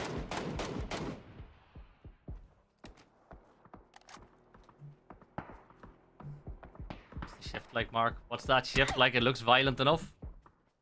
So the shift pops and it does go violently. Now, Unknown Mix, they're making an aggressive move on the Rofus here on the edge of the circle. They have been a team on a mission today so far, as they have been looking to climb out of those relegation spots. Spurvin tossing utility now to build his way up that hill, but Clannon are behind Rofus as well, which kind of compromises their position just a little bit. They look to make this move. Machine steps on up, and well, the first head that pops up is usually the first one to fall. Symphonize is going to drop now as well, as Unknown Mix suddenly find themselves in a losing battle. Scarrett and Steak and B are still alive. They're still on their feet, but there is that third party. There the shots coming from behind. Clannon are able to get the knock and that flush, and Gambling Addicts, well, they have been eliminated. Now Spurvin is still moving, still prone inside the smoke. Unknown Mix get themselves back up to a 3, but while all this is going on, STFU are in the ascendancy. They're moving up the hill. Clannon are closing this gap as well. As we look, this is dangerous. This is too dangerous. There's going to be a lot of teams obviously fall back. It's actually gone potato hill, so I think a lot of teams will just leave, I suppose, the opportunity now to a late rotation in. You'd expect a lot of people now playing the outside edge. Footy Sports are going to be doing the same now. They're a little scout ahead. Otto drives forward. AAU hold their way down. Marines need to work their way in as well. It's quite difficult. There's not many bowls to play. There is a little bit in the middle, but you don't want to overcommit too early. It's going to be an outside edge one. It's going to be very, very much of a bloodbath. yeah, and there's the tires popped on the Datsy as well, and it's gonna, they're putting a lot of fire on it. It might blow in a few seconds as well, which I think the right decision has been made. Fall back before enough damage is dealt onto that Datsy. But Glamond, we spoke about Clannon on their way up this hill as well. They find the knock on the Xerox, Mark, and Bitfix are sniffing on some points as well. They are. 14 teams still up. Fakes number 4. Definitely know in the finals. This is completely different. Trico takes a few shots now, looking for the nade. Goes over the top, not too far away. It's going to bounce nice into the doors, and that's the end of STFU. Pinpoint accurate, though, as a nade cuts off the backboard into the remaining players. Great nade from Clannon, and now BD. It's that knock on the Symphonize. Clannon taking the high ground. Spurvin is still alive, but there's Adel. Bitfix. We spoke about them sniffing points. They're able to get themselves 3 knocks in the blink of an eye, extending out this way. 4 players up, and well, things ain't looking good. Mad Marines, they will get wiped. His foot took up a point off the back of that one, and there's looks Spectro from Slava is able to third party and get some flushes onto the knocks that were able to be found earlier. This is all kicking off on the north in the zone. About to pop. He doesn't know who's in front of him, though. He has no idea. He's just reading bodies. He's going to shoot the wrong way, and he's got bodies in front of him that could be completely free. No nades. Got a blue zone. That spread. Don't think so. I think it's a little bit more to that right-hand side. Wait and see. That's Bloom, but yeah, I don't think it's going to be close enough. A few feet wide. Steak and P will get taken down, so no more points for Clannon. 33 alive, 11 teams, an average of 3 players per team left up on this one, but as we all know, it's not quite that simple. Lots of teams have suffered many a loss already. Behind enemy wives, they're still to the north of Formulation over by these over by these barns, and I think Formulation Gaming are in a position to get a lot of placement points, Mark, but they're seeing the opportunity to pick up kills falling away from them, particularly when you look at where all these other fights are happening. Yeah, look, Footy Sports did take that a bowl, and they're going to now just focus both sides of this hill. Anyway, they go down as both sides of the hill start pushing them. We were disappointed Reds didn't quite peek over their hill and get some freebies, but for now, we're standing in the southwest corner. As behind them, as well, they've got the blue zone behind them, and now they seem to have a blue zone in front of them as Viperus, though, launches 1-3, stacks the second one a little bit further. She's going to try and bubble this location. It's just a little bit too early. The blue zone hasn't pushed these two out yet. Yeah, this is a worst case scenario for some of these teams, particularly behind enemy wives, who, as you can see, are just on the edge of that blue. Stepping up over the ridgeline, Waste are all locked in because Waste have got Formulation Gaming as their cover. Waste know they don't need to get too aggressive in this fight, but the blue zone forces the step up. Headshot found. A little bit of friendly fire there too, Mark. Yeah, bit of friendly fire. There's no more smokes. The hard covers the tank down to 1. Dobbs has to go down. He launches his last smoke out of the chamber. But the blue zone will continue to push. Waste, you're right. Formulation Gaming got the cover for them, able to sort of pick them up. Now they've got to ensure they can get some out, because I was about to say it's not going to be long before we see Footy Sports, though, looking down the barrels. And as we see, Waste will be the target remaining in the bowl. Yeah, Michael's still on his feet. Ice is there too, but look, Foot now pushing this way as well. And Ten's got a knock on the Blanky. But Bone's got a great angle onto this fight. 10 kills now for Foot as they are sprinting their way towards the finish line this season. And Otto's position is fantastic because him and Tens can hold out this attempt at an exit on the edge of the circle as well. Yep, yeah, focusing both sides. It's really to dig someone out of this location. It's all about both sides pushing them, but that wasn't the case. The compound, the Smurf compound, obviously in a fight here. The trenches also in a fight here. Formulation Gaming, huge nade comes in. The second one comes for Tekkas as well. Roll nicely, doesn't quite get the splash. Moves forward. Is the RPG going to be on point? Not sure. Needs to go maybe go for a jump shot, but needs to get rid of it. Pick up an AR again, especially moving into an end zone like this. Well, you may use it if you don't... Oh... Close. You know what? That was close. That might look far away, but I agree with you. That's a lot closer than it looks, and that was almost perfectly judged because he leaves the loft down a little bit more. That's a kill. But look, speaking about knocks, and Tens gets one on the Vipers for Waste, and with that zone shift, look at what the rest of Formulation Gaming have done. They've gone to take North control. Yeah, but not this like re-answer though from Foot Esports. They know they're going to leave the compound, and they're counting the bodies. I think they saw it. It's like, oh, we're missing 2. Where could they be? Nice move forward. It's actually stopping Formulation Gaming, trying to potentially hold out Foot Esports. So constantly thinking about the zone, constantly thinking about the next step forward. You've got to see it, but I suppose that's reason part and parcel. They are sitting at the top here. Yeah, and I think that they want to deal with Waste. And Tens gets another knock on the Vipers, but Bitfix in a battle with Formulation, and Bitfix are deleted, and no casualties taken from Formulation, which is huge. There's the end of another team as Rufus will get wiped as well. Spurven managed to get himself into the top 6. Get those extra couple of placement points on the board. But Formulation almost full south control, and Chigleton barely hanging on by a thread there. So, Poker Man, well, he went all in or nothing there, and a good shot, but didn't quite get the prize pull at the end. Now to try and deal with the next gangsters lined up on him, but I like this control. Footy Sports, so moving their way in. I suppose you're so far up the leaderboard. Is there pressure? Is there pressure in them to really perform? I suppose can't really lose games to Footy Sports, to Formulation Gamers, sorry, but Footy Sports are looking strong.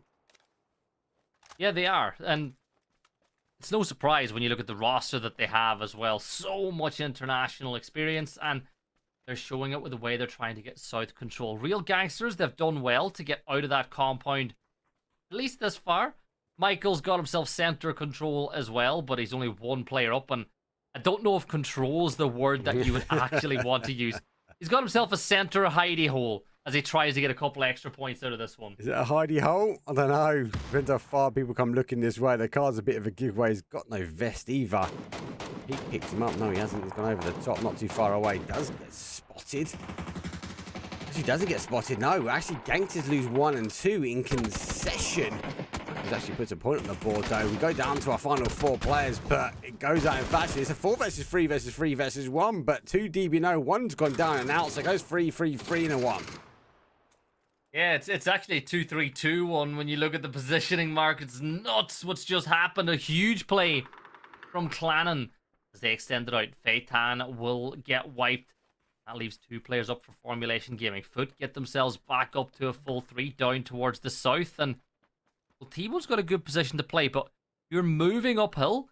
And the more you move up, the more dangerous it gets. Michael could still have a huge say on the winners of this game. Trickwell getting closer and closer. T-Bone knows, mate. He's looking for his little tippy toes. He's going to spot it first. Maybe it's intent. Uses the hill. Rico might stop it. It's the Michael tippy toes is what we're looking for, people. There's a little bit of them. Haven't stopped just yet. They are wrapping around because another danger will be coming down from the high ground. Oh, eyes locked on Intense. Doesn't see him moving the other way, though. His Intense just about times that perfectly. Formulation Gaming on the other side. They've got to move pretty soon. The blue zone will force them further and further into the circle. And it looks like Michael has started to turn his attention towards this east side as well. As he's getting the idea that this is where the pressure could come from. He is. I think he's seen the body now. Backs off slightly. This might put his feet into T-Bone's location. And now he's here? Maybe not. The cover is a giveaway, but maybe you look at that and go, he's down and out. They know here. Otto takes a few shots. There goes the smoke for deployment. Anyway, Trico, though, he's wrapping his way around. He might keep Michael alive. I think, yeah, Footy Sports have seen him, so they've got to redraw their attention. Which way does Otto launch his nade? And might be towards Michael here. It's T-Bone. Well, he says, stack up, let's go. Here comes the double bubble. There's one that's going to roll downhill slightly. Didn't quite get it. The second one, though, comes in closer. Does go over the top, though. Michael needs to dodge, duck, and dive now, but he needs to get a med on. He's got no vest remaining. It's going to be difficult. Down to 8 HP. He hasn't got long left, and Otto comes storming in. There's the gates gone, and Waste is out in 4th. Yeah, massive credit to Michael, though. He actually caused confusion by throwing that smoke further up. Trickwell falls, auto falls at the same time. T-Bone steps across and gets the knock on to Danny Manskin. Taking it down to a 2v1v2. Clannon eliminated. Now Foot will want to get that res, but whether or not it's doable is another question. They've got 15 kills. Even if Formulation Gaming are able to find a couple more kills here, Foot are still most likely going to move and extend that lead. When you run forward, oh, they're going to go. They've actually not gone for the res either. T-Bone goes one way, Intense goes the other, and they steal it. Footy Sports are split. Formulation Gaming, are they split as well? There's the first trigger done. Definitely got pins on Intense. That might leave it down to T-Bone. He's got an MG. He's the most damaged leader in the lobby. He just needs to figure out exactly where the players are. This is a big flank, though. All Intense has got to all Intense has got to do is stay alive. Yeah. Don't engage. Just keep Formulation's eyes looking downhill, looking towards the south. Techers, though, catches out T-Bone. The flanker has been caught out, and well, for Intense now, you got to start peeking. You got to try find that knock. Talk about Clash of the Clans at the end, though. Formulation Gaming eager to get the win over them. Now it goes down to a 2 versus 1, but they are split. You can't be eager. You can't be the champion here. Play as a team.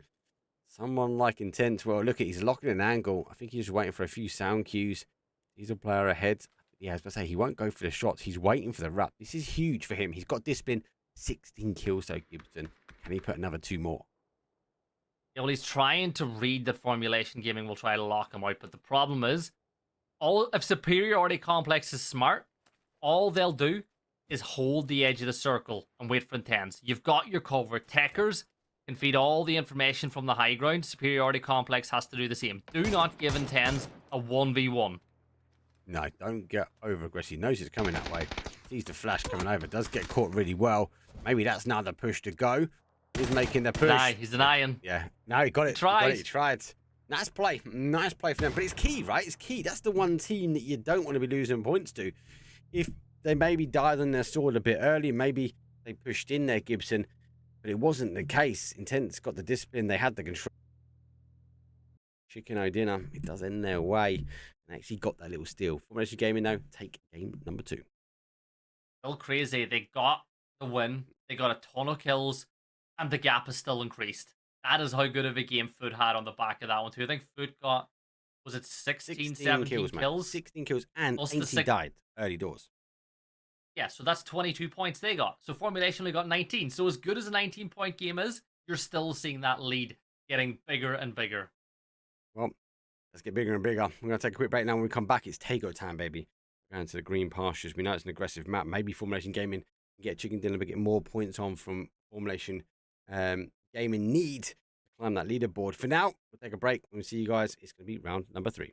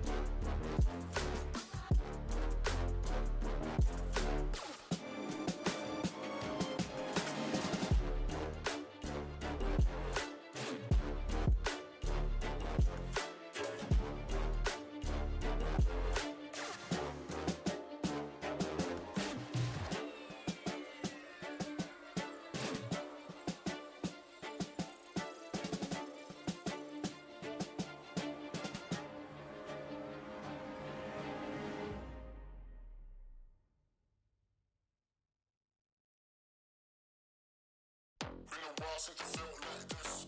Been a while since you felt like this. Been a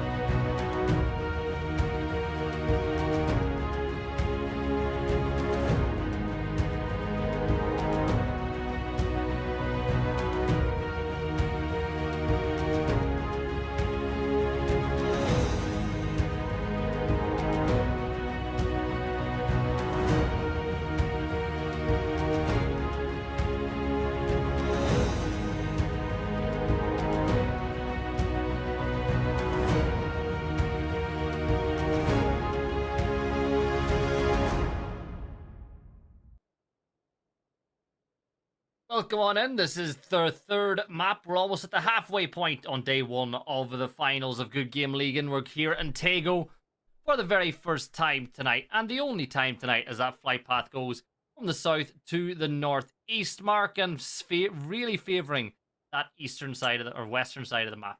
Same like last map, west to west, both times. Lucky enough we got the centralised zone, both of them. So let's see if we get it again. Just play into the centre. It will not be too bad. Just worth noting, there's no leaderboard still. We're still waiting for the update. The admin team are on it. They're waiting for a reply from Twire. There's no leaderboard, as you can see on the screen now, and your leaderboard, you're typing it in the command, is not updated. We are aware of it. Makes it fun, doesn't it? Trying to work out who's where. I think, looking at the way things were at the start of the day and the way they are now, I have a feeling, though, that Unknown Mix are very close to being out of the relegation zone if they're not out of it already. First game stayed late. They got some good kills. Game 2 wasn't too bad. They're in that northeast side. So yeah, you know what? Rez, despite I think stayed up longer in one of the games, didn't really get the kills, right? So Rez is the closest team to them. Well, we don't get the old middle zone. We do get a northwest. But there's a lot of water in the north side. But more importantly, we know it pulls down to the river. Is it going to go aggressive down towards the south-southwest? If it does, I know you're going to want to say the island. You're not going to get it, Gibson. But it does mean a lot of difficulty for some of these teams. The bridges will be key. Yeah, don't be surprised to see teams rotate all the way up the east, crossing that bridge by Yongchon. Might even see some teams go up to Shipyard and, take a boat across to get towards Army Base with a flight path. They should know that section of the map should be relatively free. But look at Waste. They're being so proactive by moving already. There's 2 minutes gone. They're rotating to get good positioning. This is a great move from them.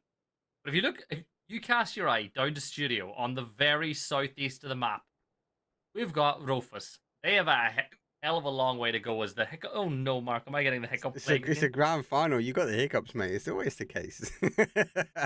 when you listen to Gibson casting, if he's got the hiccups, the likelihood it is a big play game, and it does mean we are in the finals. Well, Rufus, they do have a long rotate in. What they need is an E pickup. Now they're in Studio, right? The likelihood that they get something here pretty high. Now they got to think about how they get in. And more importantly, at what time do they pop the pickup if they do find one and if they choose to use it? Well, finding one's not going to be overly easy too, because Studio got enough loot for a team, but when you're looking for e-pickups, might just be pretty hard to find. So they might need to rotate their way further inside the zone as we go past that massive green screen, moving further and further north. Look, at the end of the day, if they leave it really late to rotate, they might get in scot-free anyway, as everybody kind of takes their attention away. Oh, there we go. No, it wasn't. It's double med. It's two first aids. It's two I got first done. aids. I got done by a first med. Yeah, typical. Last build I'm going to fly through. And no, it wasn't. I got done from bye-bye PUBG. Let's have a look for one more very quickly. We're looting with them. This is us looting with Rufus. Not like we can tell them though, isn't it? Because we'll find one and then they will just run on by. Anyway, not there. No opportunity, no hope. Rufus might be just taking the drive, the old school way. You know what? As I said, as long as they stay east, they should be okay. Further east they go, the easier it will get. Now we're watching STFU, who've had a pretty fun day so far today, at least entertaining, as they've made their way across. They'll intersect Waste now on their way in. Slowstorm have crossed the bridge here for free, as well as more and more teams begin making their way into the section of the map that matters most. And the rest of Slowstorm will get over here as well. I'd say they won't be surprised that it's free, but they'll be happy that they've not been bridge camped, because there's always a possibility in GGL that could happen. Well, didn't take long for a bridge camp, did it? BFG, well, they stopped. Now they go aggressive back over. And the team we spoke about, they've just lost 2. I think it's 2. Double check. No, it's down to 3. So down 1. Steak and P, well, we said they had a good game day so far. As the unknown mix go down to their final player, they might need to go all the way back out and go for a reset. But the more you go down towards the southwest, BFG will see the car going. There's only one other bridge you can get yourself over on. Yeah, look who did get themselves an E-pickup, though. Slava are on the way into the circle now, as they did manage to find one. Techers will lie in wait. Let the first car go. No, Techers, no! The rules are you let the first car go, and then you take over everybody else, or you just pick up your point. Okay, you've proved me wrong, Techers, unless the rest of Bitfix can do some damage here. And they are trying to get over as quick as they can. That car is in rags. Not enough damage, though, onto Techers to slow him down. And now the full send with BFG. They're going to find themselves just in the town. This is horrible. Where is all this coming from? It's Tago time. STFU taking on Waste as they didn't hold the bridge, and the Gamlak's also there. Yeah, damage being dealt now. Switching over to the MK. Michael's on fire. Well, he's not really on fire, but he's certainly under fire, as he will fall. Get picked up on his way into the circle. HC now getting pushed. Peaks gets himself one. Turns his attention to the flipped car. Does a bit more damage, but switches over to the MK. And he gets it. T-Bone's going to provide some cover, Mark. Itzy has bought himself enough time, and all of a sudden, all against us. Boom! Cali. Self-damage. Great shot. T-Bone getting the knocks, though. Went on the board for them up to 3. It's an aggressive start. It's not what you want to see if you're Formation Gaming, but I don't think they've even clocked it just yet, because they've got their own problem in the palace. Love it. Early game fights. Well, Bitfix are eliminated. Formulation Gaming, they're up to 5 kills, so they're keeping pace with Foot at the very least. But as we know, it's going to be very, very difficult indeed to close that gap that is ever widening. It was just a little ravine, but now it's a full chasm between these two sides, as well, Foot look to regain, to get back up. To remember, they were 99 points ahead at the start of last week, and now that gap has been reduced all against us. Poor Jan. What do you really expect him to do from this position? I feel like he went to go for the drive and sit in the car, rejecting him every time. He just bumped him out. No, you will fight this. Fortunately, he hasn't got a tyre, but he's got a good chance that he might find the zone pulls back his way. Formation Gaming did follow him this way, as Repeat Peak is there. Marines go for the late run, as they will go for the sea view and come back in that northwest corner. And Rufus, well, they're not moving. They've not got the car. That tells me they found one thing, and that there is a hope and a dream. So they're waiting for the other ones to clear, because there'll be no room in the airspace at the moment. Yeah, closed airspace. You gotta wait your turn. You gotta wait for air traffic control. Give you the all clear to make your move in. And you know what? They've already seen plenty of players falling in this lobby. So what? We've lost 13 players already. They're not doing too badly, as RIP bike. They're going to take the vehicles instead of the real gangsters, because why take a bike whenever you can be a lot safer inside the US? One team sent for Godoc though, Mark, and you know, taking Godoc early, it's a poison chalice, because if it keeps going to Godoc, you will be loving life, but if you have to leave, it becomes problematic. Always leaves Godoc. You know it, Gibson. You know it's a Tago way, mate. Gets the early game that teases him in. Godoc's like, hey, come on in. We're a party town. And then Gay, phase number 3 onwards. Now rejected, closed early. He's going to like a bar. And he goes, nah, sorry, last orders are at 10, guys. You've got to leave. Now, teams will be toyed in. They're worth noting, though, Slava was an E-pickup, so they wouldn't have had any intel, and maybe Godoc is the easiest place to get boots on the ground. So take it. Maybe their fine Rufus will land in with them. They are still waiting for their pickup to arrive and send them on their way. Yeah, 9 minutes gone now as we wait, and obviously they'll have to wait another minute, right? You're limited as to how many pickups you can use in each phase. So for them, for Rufus, it's just a case of relaxing. You know, they can't really do much right now. Steak P, he's gonna scout out the bridge to move in for unknown mix, who've lost a few players. This is what we will call a salvage game for them, as they try to get as many points off the back of this one as they possibly can. Everyone else, though, for the most part, pretty happy with where they've got. Yeah, everyone's gone central, give or take. There's kind of a line, isn't there, from the northeast down towards the southwest, but most people are sort of clumbered in. That allows unknown mix to come back in. Clan coming in late, they're going to get a free pass in as well. So gives them the opportunity just to kind of reset at least. No one holding the bridges, no one trying to close the opportunity now to cross on in towards. Well, the zone's going to pop. Where does it go? Well, what up needs to go, but at what time and where? Not now, anyway. That's a violent shift south towards Foot, and all of a sudden, all against us. Mad Marines. Look, you've got real gangsters, Waste, STF, you, gambling, gambling addicts. You've got Slowstorm, Clannon. Everybody now has to get into the circle, and this will cause mayhem for a lot of these teams, Mark, because nobody thought this was the shift that was coming. Apart from us, we called it quite early on. But no, as a play, it's kind of worst case scenario, isn't it? Oh, I don't really want that. Don't really want that shift. It's going to cause this sort of north side to be a bit problematic. Formation Gaming, they're not getting on the move at the moment. I think they're looking for some more kills and steals as the cars rotate on by. Viper's still under fire, but no connections yet. She turns her attention away, but unfortunately it's going to be towards the next Formation Gaming lineup. The connections don't quite get there. And Footy Sports, well, T-Bone, well, he said it's now our territory. This should be ours. This is a great move here as well. Formulation looking for more kills as they pick up 1 or 2 members of behind enemy wives. Viper's, well, 1 shot away from doom as she goes through the field. Oh no, backlip. Oh, come on, Viper's, you can make it. Oh, you can't. Itzy's got the line, but she's close enough. She was close enough to a boost. They could have thought about it, but Itzy wants his kill. There's the point on the board, and Waste will lose another. Yeah, well, Greg finds the crash, and there seems to be a grenade as it's a hit and run. He does pick one up. Hype that goes for 1-2. That's hold up. GA, well, they've completely turned tail and left. Godoc will just send Rufus Esports while they arrive. And that sort of Godoc provides an element of safety.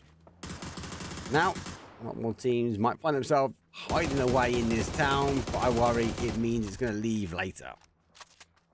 Yeah, Formulation Gaming, they pick up that kill onto Kawaii as they take another bunch of names. But there's Feitan, Blanky from the original Gangsters now getting an angle on the other side. The real Gangsters putting some work onto Formulation Gaming. Peek, get out of there. They've got another player, DBNO.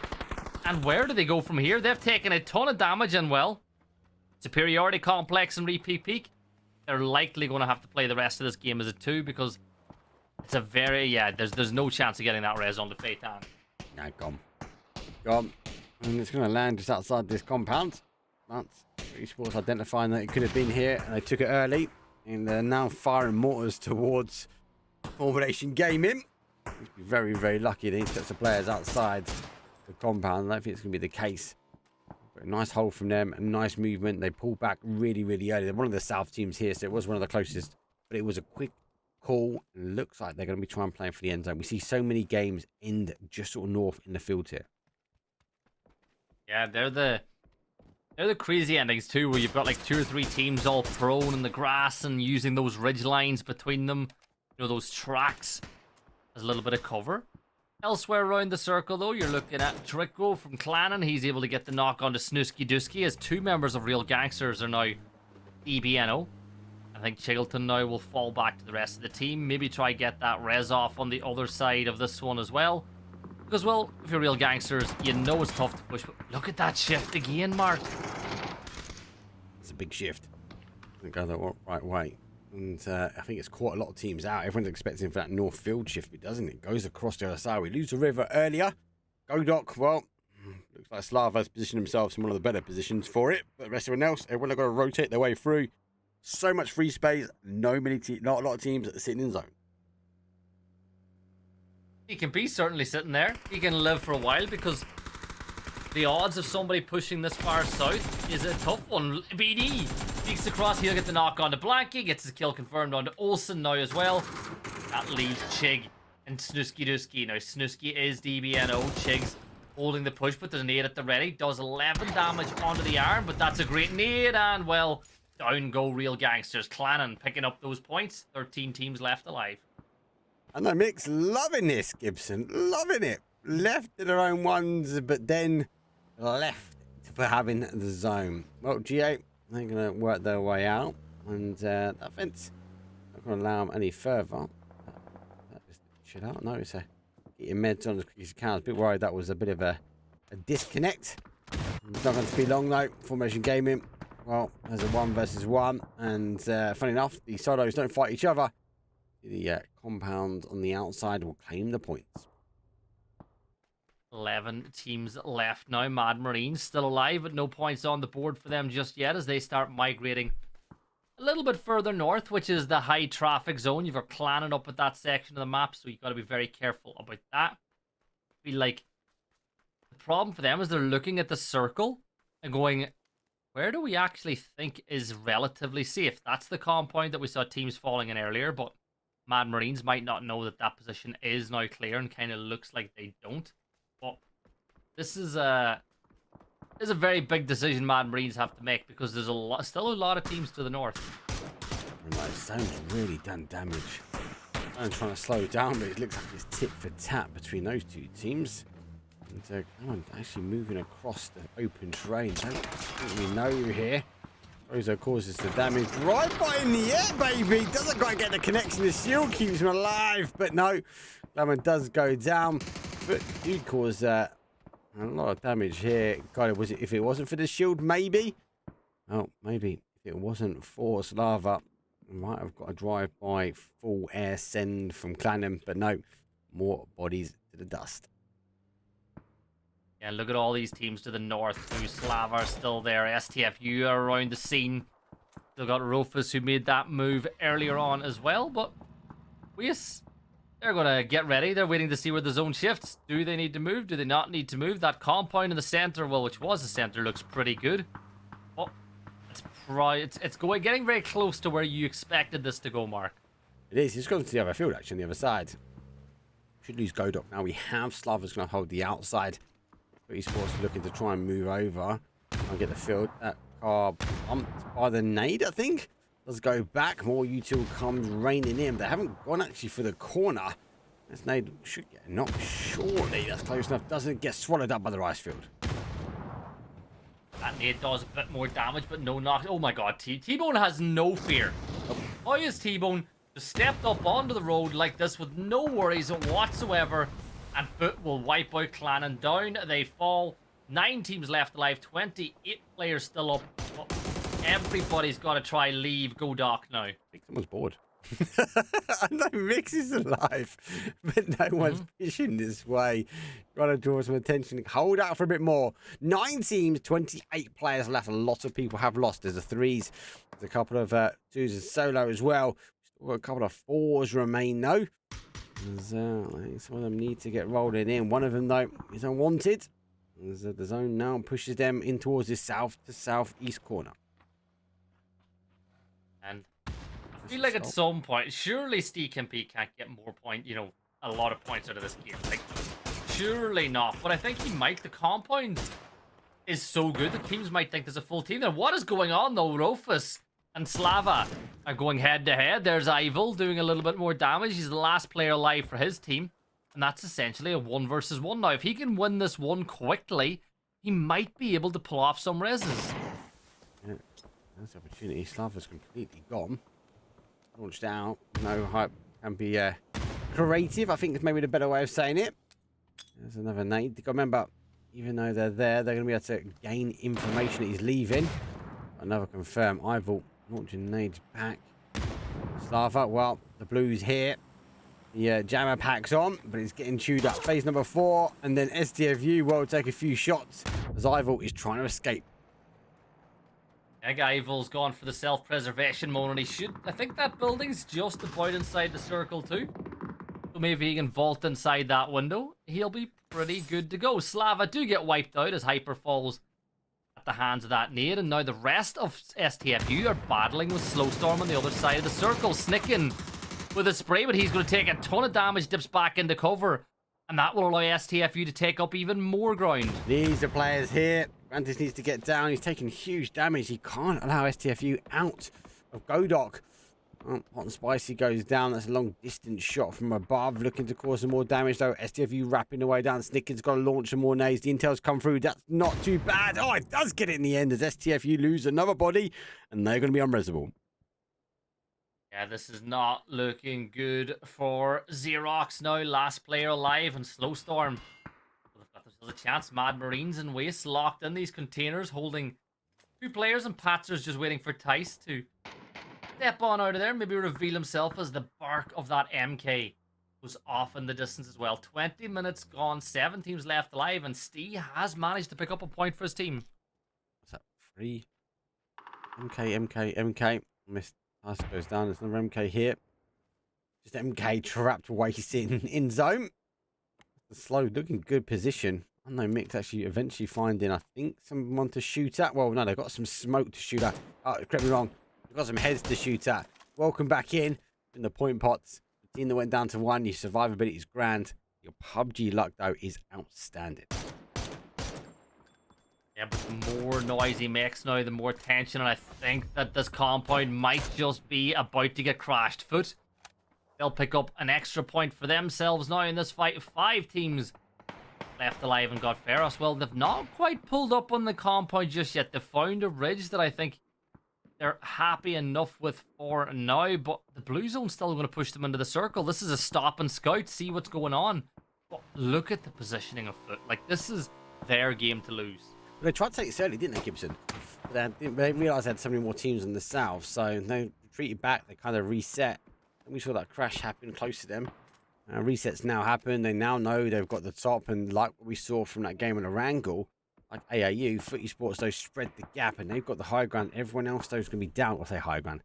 It's a hill. There's not much in it, mate. It's a slight section that goes down towards that sort of south side.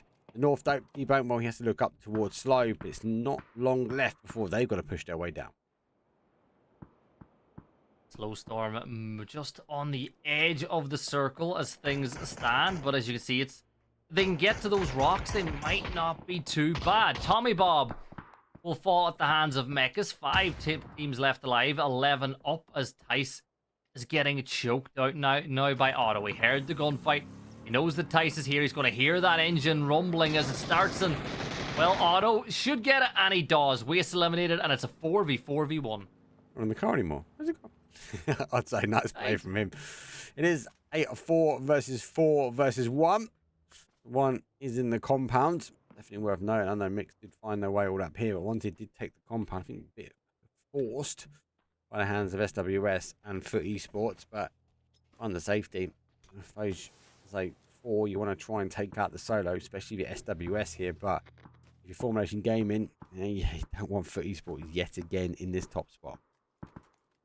Oh, you definitely don't. I gotta agree with you. Foot, they're playing perfect PUBG though. Like they're making all the right calls. They're being aggressive at the right times, and well, for Formulation, I think they'll admit that Foot deserve this lead. That they're growing ever more. 12 points on the board, plus a guaranteed 5 from placement, so it's a 17 point for the game from them at the bare minimum.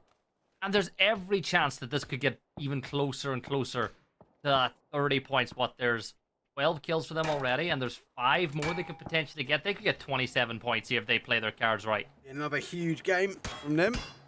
So we are fighting out for a big sum of money. We will watch when we get the leaderboard updated. We'll go through that with you guys. More importantly, if it's not just about the money, 1st to 8th is getting paid out for those that are not aware. If you're in 15th and 16th, well, you get automatically demoted, unfortunately. And there's a little sweet spot, though, between our 11th down towards 14th, that you'll be fighting for relegation. You're going to get a second chance to try and survive. There might not be a second chance here as a nade come in. As one rolls by, goes right in the middle of them. I don't think they quite see. Grandis, though, has been picked up as SWF. Well, they go full send. They're trying to take out the beast of Foot Esports. Yeah, Otto's been taken down on the other side of this one. God Ferras stepping out of his compound. Yukin looking towards God Ferras. A couple of taps to the MK. One more shot would do it, but no. Who's helping? Gets back into cover. Who's helping Yeah, nobody. Gibson? They're all focused on Foot. Yeah, let him focus on Foot. You keep shooting those guys. Don't shoot us. We're good. I still know have to turn around. It's not 4 versus 3 versus 1. The 1 causes the issue. The 3 can be dangerous, though, because they've got the better train. More importantly, they've got drops coming down as well, so should get a little bit of reload on something like gear. Love it. I love getting geared. Those deliveries. Damn, T-Bone gets the knock on the Snick, and though delivering 5.56 right onto the body, and now the smoke grenades are going to be down. If Foot want to get aggressive, now is the time, and intends with the blue zone nade. Mark, is it going to bloom far enough? I don't think it is. The second one's going to go short as well. They threw it to the smoke, not to where the player was down. It's a huge utility dump with absolutely no reward other than intel. Look at the flank from T-Bone. But had the intel as well, which was quite surprising. I thought it would have gone right to the smoke, but not quite the case. There's 1, there's 2, there's 3. Everyone put a point on the board. There's 13. Explosive does the car go. He's down for a 2. That car's going to go again because he needs to get his men on pretty quickly. Oh, there's a full flip and he's down to 1. Instantly slow storm. Well, it wasn't slow for them to exit here. We go down to a 2 versus 1 versus 1. Unwanted store trying to hold out. Intense goes down. Mikis, he's got to hold out though. Hopefully T-Bone doesn't quite see him. No, T-Bone hasn't seen him yet. They have to have an idea, right? That's a good nade, actually. That does a little bit of damage. Mecha steps up and manages to get that knock. And well, Mekas, do you go for the flush or do you fancy yourself against 8C? Going to put a good timer on him. 8C spots him out though. Mekas deals a little bit of damage, and here comes Godfair. Come on, Unwanted. This could be a huge win. Now he's got to go. He's got to go quick before he gets the. That's the wrong way. That's completely. Going for the drops. He's looking better. Oh, the nade. Oh, that's going to be way too short. Oh, it's so unfortunate. But at least they know he's in nade range. Let's double up though on the blue zone. We see more and more of nowadays. The ability to sort of stack and go. Seen the head. He has seen the head and puts you back down to 1 versus 1. God versus T-Bone. Foot Esports versus Unwanted. I love it. 4 kills for Unwanted. God Ferris will just use every bit of medical utility that he has. Get the fully boost. So if T-Bone takes damage, he might get that 1 extra tick. T-Bone spots him out. Spraying now. 19 damage dealt. 12 dealt the other way. God Ferris now can play on the shield and check for this. And no way. There is no way he gets this off. No, he went for... God Ferris with the nade. It's a good nade, but it's not great. He went for the lid. He went for the lid. He thought, you know what, why I'm here? I might as well try and stick it. He goes for it now, makes the push. The blue zone might expose. For a bit more YouTube, doesn't find anything that he needs just at the moment. There's no 1 versus 1 spray, but no, T-Bone. Oh, the bush is not too far away. You can't count that guy out though. It's a 17 kill game. It's a 27-point game for Foot Esports here on Tago. Yeah, I said if they played their cards right, they'd get this 27 points. No, it was close at the end. A 1 versus going God Ferris's way, but that's a big win for Foot. And at what point do you crown them champions, Mark? Because that's another huge game. They've extended that gap even more. We don't really have the leaderboard to look at, but hey. What point? I think now. 7 kills from T-Bone. Jeez Louise. Good game. But leaderboard, I've been told, is being manually updated now, so it won't be long. And we'll try and get it back, though, for the next one. We're going to take a little bit of a chill pill now. As we come back, it will be Vikendi. And we'll move into that second half of day number 1. So only 3 more games to go. See you guys in a few.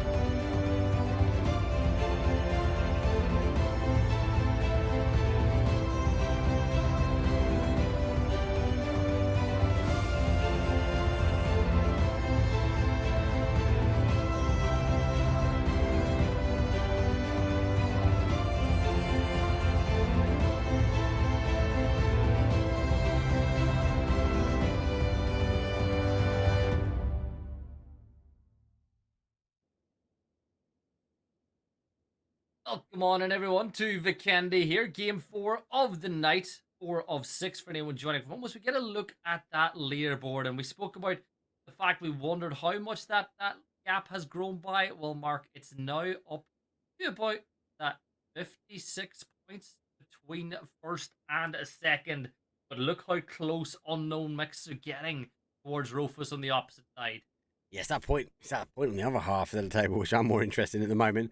So yeah, just let you guys know. First to 8th is getting paid, though. But if you're in 9th or 10th, well, you get the victory of not having to fight for your relegation spot, and then 11th down to 14th, you unfortunately are going to fall into that bracket of you need to fight for one more chance. Obviously, for 2A and 2B for this league, there are 3 actually lobbies for this in Division 2. Division 2, sorry, and there's one lobby for Division 3 plus one lobby for Division 1. Division 2 are fighting out. There's 2 which have got instant placement. The other guys are going into the mix, though, to see who is going to be replacing these 4 teams, though, that might have to be fighting out. And you're right. Still a chance. Unknown Mix might catch up here. It's not that far away. It's not far, and you're getting close to that 1-game territory as well. You know, one really good game, and you all of a sudden find yourselves ahead or within touching distance. For Rufus, it's just about consolidation. Just keep picking up points. You know, always try to get within 2 or 3 points of whatever Unknown Mix can do, and you will stay ahead of the position they are by the time the week is up. But Mark, Zone Shift pops, Foot in a great spot already. Their default spot finding themselves almost center of the zone. And with it being this way, the points of entry are slightly limited because of the fact you've got that southern coast and some water. If the Southern Coast, Southern Water, worth noting, I didn't manually update. So I think the time you guys get here, most of you have got Tago included on that one. We don't. So no major changes just for us at the moment. But if you're on Twire, !Twire leaderboard, it might be the best way to try and keep up with this now in the grand finals. But it is close and it is ever closing down. Unknown Mix, we're going to have to look for what they do here, but they've got a big journey now, Gibson. They find themselves in a northeast corner as they've got a long way to rotate down to the west. It's a long way to go, but remember what happened last time? We had ourselves that emergency pickup. Now, I don't think you need to emergency pickup as much on this map as maybe others because you don't have, you know, rivers in there. You don't have any of those bays that you're trying to cross with bridges. However, it's always a viable opportunity. If you want to go early, you could go directly towards the south. But all in all, I think nobody's going to be massively unhappy with a circle because when you look at where gunfights could happen, all these teams have some nice rotates in. You look at the teams that are in, they're pretty spread out at the moment. So expect them to tighten down, maybe. This is where we see more 2-2 splits. I find we feel like we have more 2-2 splits here, Gibson, than we do a Miramar. Big one for me to watch, though. It's going to be Foot Esports. Where do you go from here? Do you play to the mountain in the south? Do you hold the hard cover? Do you go for a 2-2 and keep 2 in the town, 2 up the high? I don't really see town endings in Vikendi, and Foot Esports being so far ahead, they've got the freedom of movement that other teams really don't have. Yeah, I gotta agree with you on that. And this is why you know they take that drop spot, because realistically it's stage and posture in the middle of the map. It's not maybe as central as you could get, but as you were saying, it gives you the freedom to rotate freely, nice and early inside the circle. Here's behind enemy wives though, Mark. What's your expectations for them over the next few days as well? Well, I'm gonna continue working their way up. They're in that, I suppose, that danger zone. They're in that 7th and 8th. They're in the money, but there's a section which is like all 200 points. Them, Plan and Blow and Wasting 200 points. Slowstorm, who's fighting to get out of relegations, in 180, so they're not that far away. But the gap between them and then BFG, well, that's 42. Arguably, you can maybe catch that up here. So keep striving. You're in the money. Now just take the next chunk of the money off. So focus forward, don't focus backwards, don't change your game plan. It's clearly working. Just target BFG now.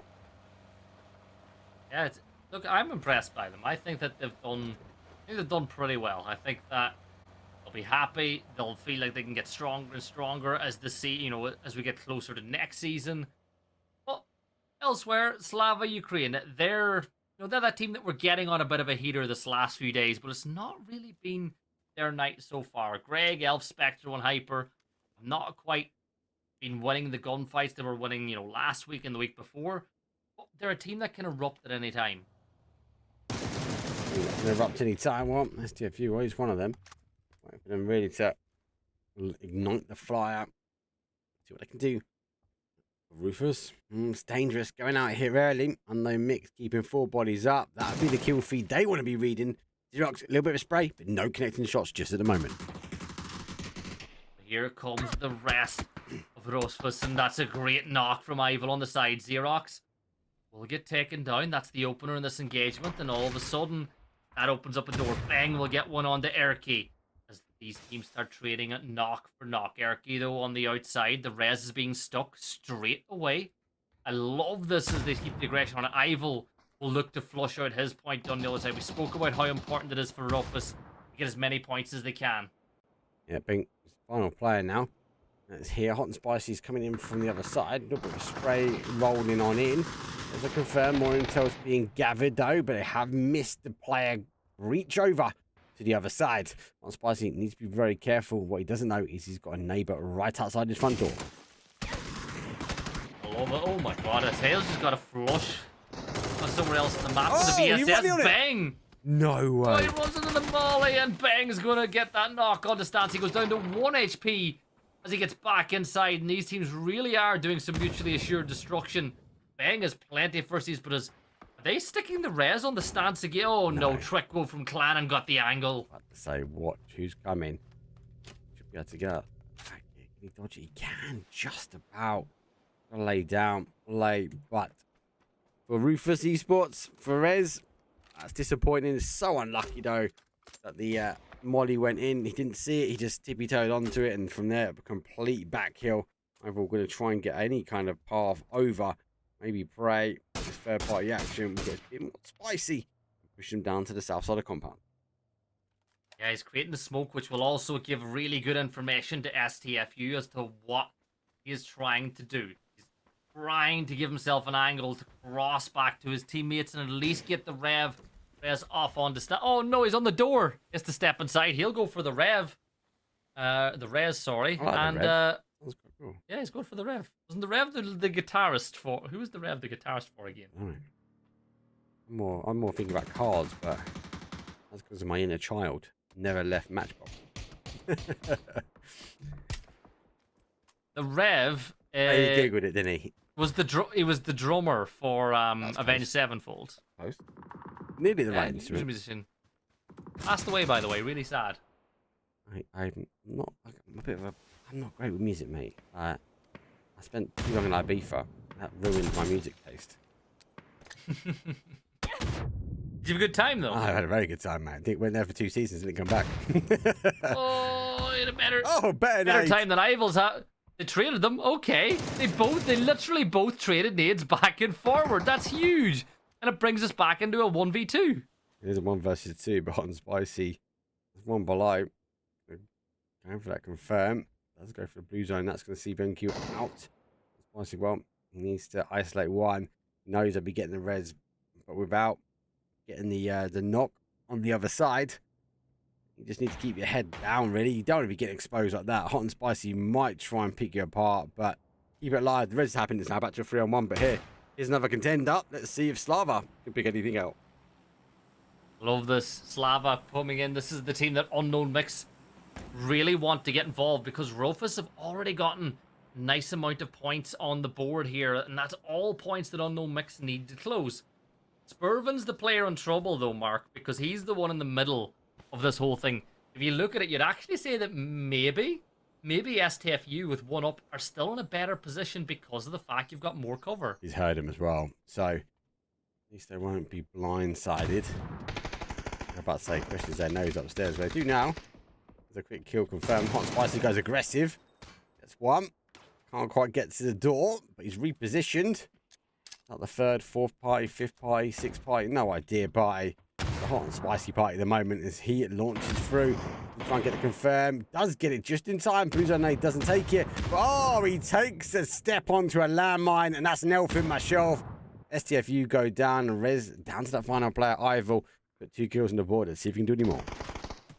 Yeah, and they'll know there's another player here as well, and that's a good nade. Spectral finds 38 damage, forcing Ival into the corner.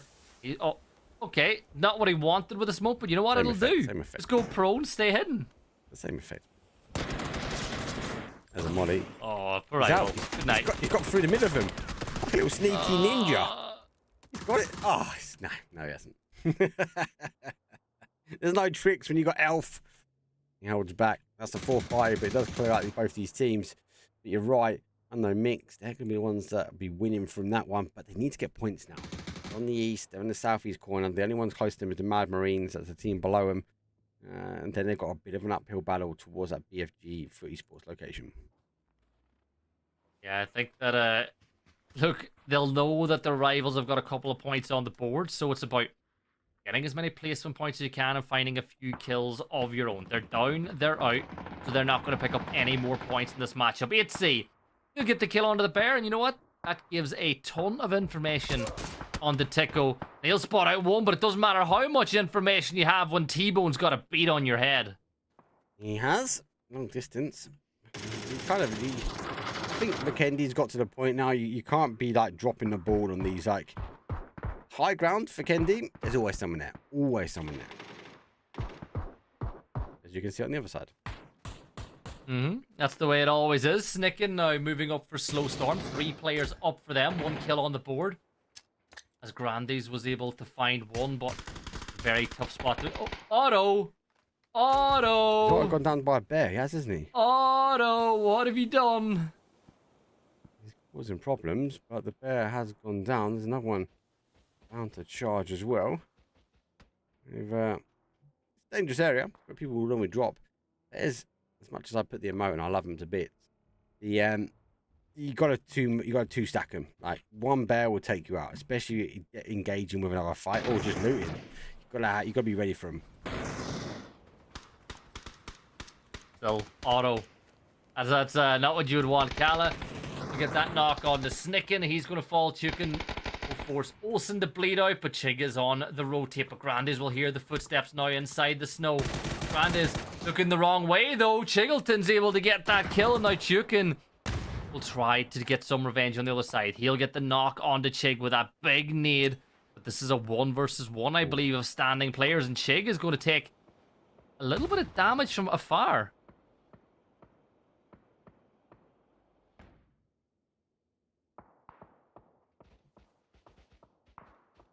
Good. Have we lost you, Mark? No, I lost you, but I lost you not in VMix. So everyone else heard you. But yeah, you disconnected from Discord then. I would never. Oh, never. But you didn't disconnect from VMix call, which is grand. We're all good. So everyone heard you. That's the important bit. I just didn't. That's the action. The zone's going to shift away. We're going to start losing that time. We do. SWS kind of go round robin, and now the Lizard, well, takes over. These players will take on next to each other. They're not that far away, but normally in earshot of sound cues. Not right now. Yeah, the snowstorm just giving Blanky the opportunity to reposition, but is he repositioning the wrong way as he goes closer and closer to Slava? Stepping away from Chukin, stepping towards Slava. So you're going away, Mark, from a 1v1 towards a 1v3. Yep. I would have taken the 1 versus 1. But that's mainly because of my skill set, Gibson. Blanky, we know, could potentially take out 3, but there are 3 really dangerous names that sit in front. So maybe stay with the Snowstorm as he now backed his way back on towards Slowstorm. And the zone, as I said, it's going to give up the city. See how far it goes. Almost in game, I think they're arriving in style. And there's one. There's a bit of a throwaway. Yeah, the connection doesn't quite get a connection, but does go the right way at least. This is... we saw the game earlier today that was fought up and around one of these spots where we were pointing out the fact that up inside the Falcon's Nest you can always get, Panzerfausted from below, as it will not protect you from that damage. But Mark, Bitfix looks like they're going to flee. They saw who the fight was with, so they're going to get themselves into a better position. Yeah, repositioning at the moment. Difficult though. As you work out, there's a point that you get exposed, and look at their footy sports and their mix all here. They could all potentially expose. Depends on how far around BFG go. They're eager to get some points. They're one of these teams that they've got teams chasing them down. They're on the money bags at the moment. They're down to a 2. Gangsters go. And now we see the exposure. There goes one. Techers is down on Cooked and Nade. But we're seeing a bigger push here. Aggressive stance here for BFG. They might be down numbers, but they're going full send towards Formulation Gaming. It's down to the final one. Repeats for one, but no, he goes out. Formulation Gaming do hold it out on Tech as well. He's the only victim. But they should be able to get the res, though, as we see Footy Sports trying to conquer the mountain again. Yeah, Unknown Mix moving this way as well, but let's turn our attention to the Gambling Addicts as... Oh no, Cosper's going to fall at the hands of Patzer from the Mad Marines, who've got 6 kills Are we going to see a late push back up the table from them? We spoke about it earlier with the fact that they're a team that's got a ton of potential. Heels will peak once more. There's 2 kills confirmed on that side. Gambling Addicts on the losing end of this fight with the Mad Marines as they flood up onto this ridgeline. Can Baffarino buy enough time for a little bit of support to come this way? Difficult. So difficult. Hard area to peak. See him before he sees them making the push through. Now maybe the player from behind will call the coach. He comes to his feet though, he gets some shots, he gets one. He doesn't get the information on the other, but the player does. Nade comes over the top, but doesn't quite get the connection needed. It's a 2 versus 2. Don't know who would your favourite here. Gambling Addicts maybe got the better terrain. Oh, this is a tough one. The fight's not done just yet. Hale's taking damage inside the blue. We'll pause to take a first aid, but as that pause done, Baffarino's taking damage as well, but Hales will manage to get it off. He steps up, he spots one, he sees the other, and that's a double. 10 kills now for Mad Marines, and they'll be able to get this res off. This is more like it. This is the potential we knew that they've had all season. Is it too little, too late, though, on day 1 of the finals? Well, not too little, too late to find your way in Zion. The question is, will it be too late before the behind enemy wives arrive? Be sending their way here. Unknown Mix, they're working their way up as well. Slava on the top side.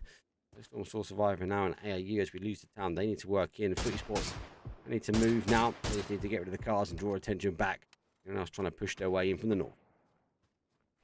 Yeah, this is intense now up on top of the ridgeline. Foot into the top 9 again. They've been pretty good tonight. They've won most of the maps that we've seen. They've got lots of points on the board. We are on map number 4 of 6. We've passed the halfway point, not only of the night, but of this 4th map as well. All against us, 4 players up, moving it from Deca Mesto, but Chukin is being, he's got a long way to go, but it doesn't look like Slava had any clue that he's there, and Slava might pick up some nice goodies on the way into the circle. Yeah, stop.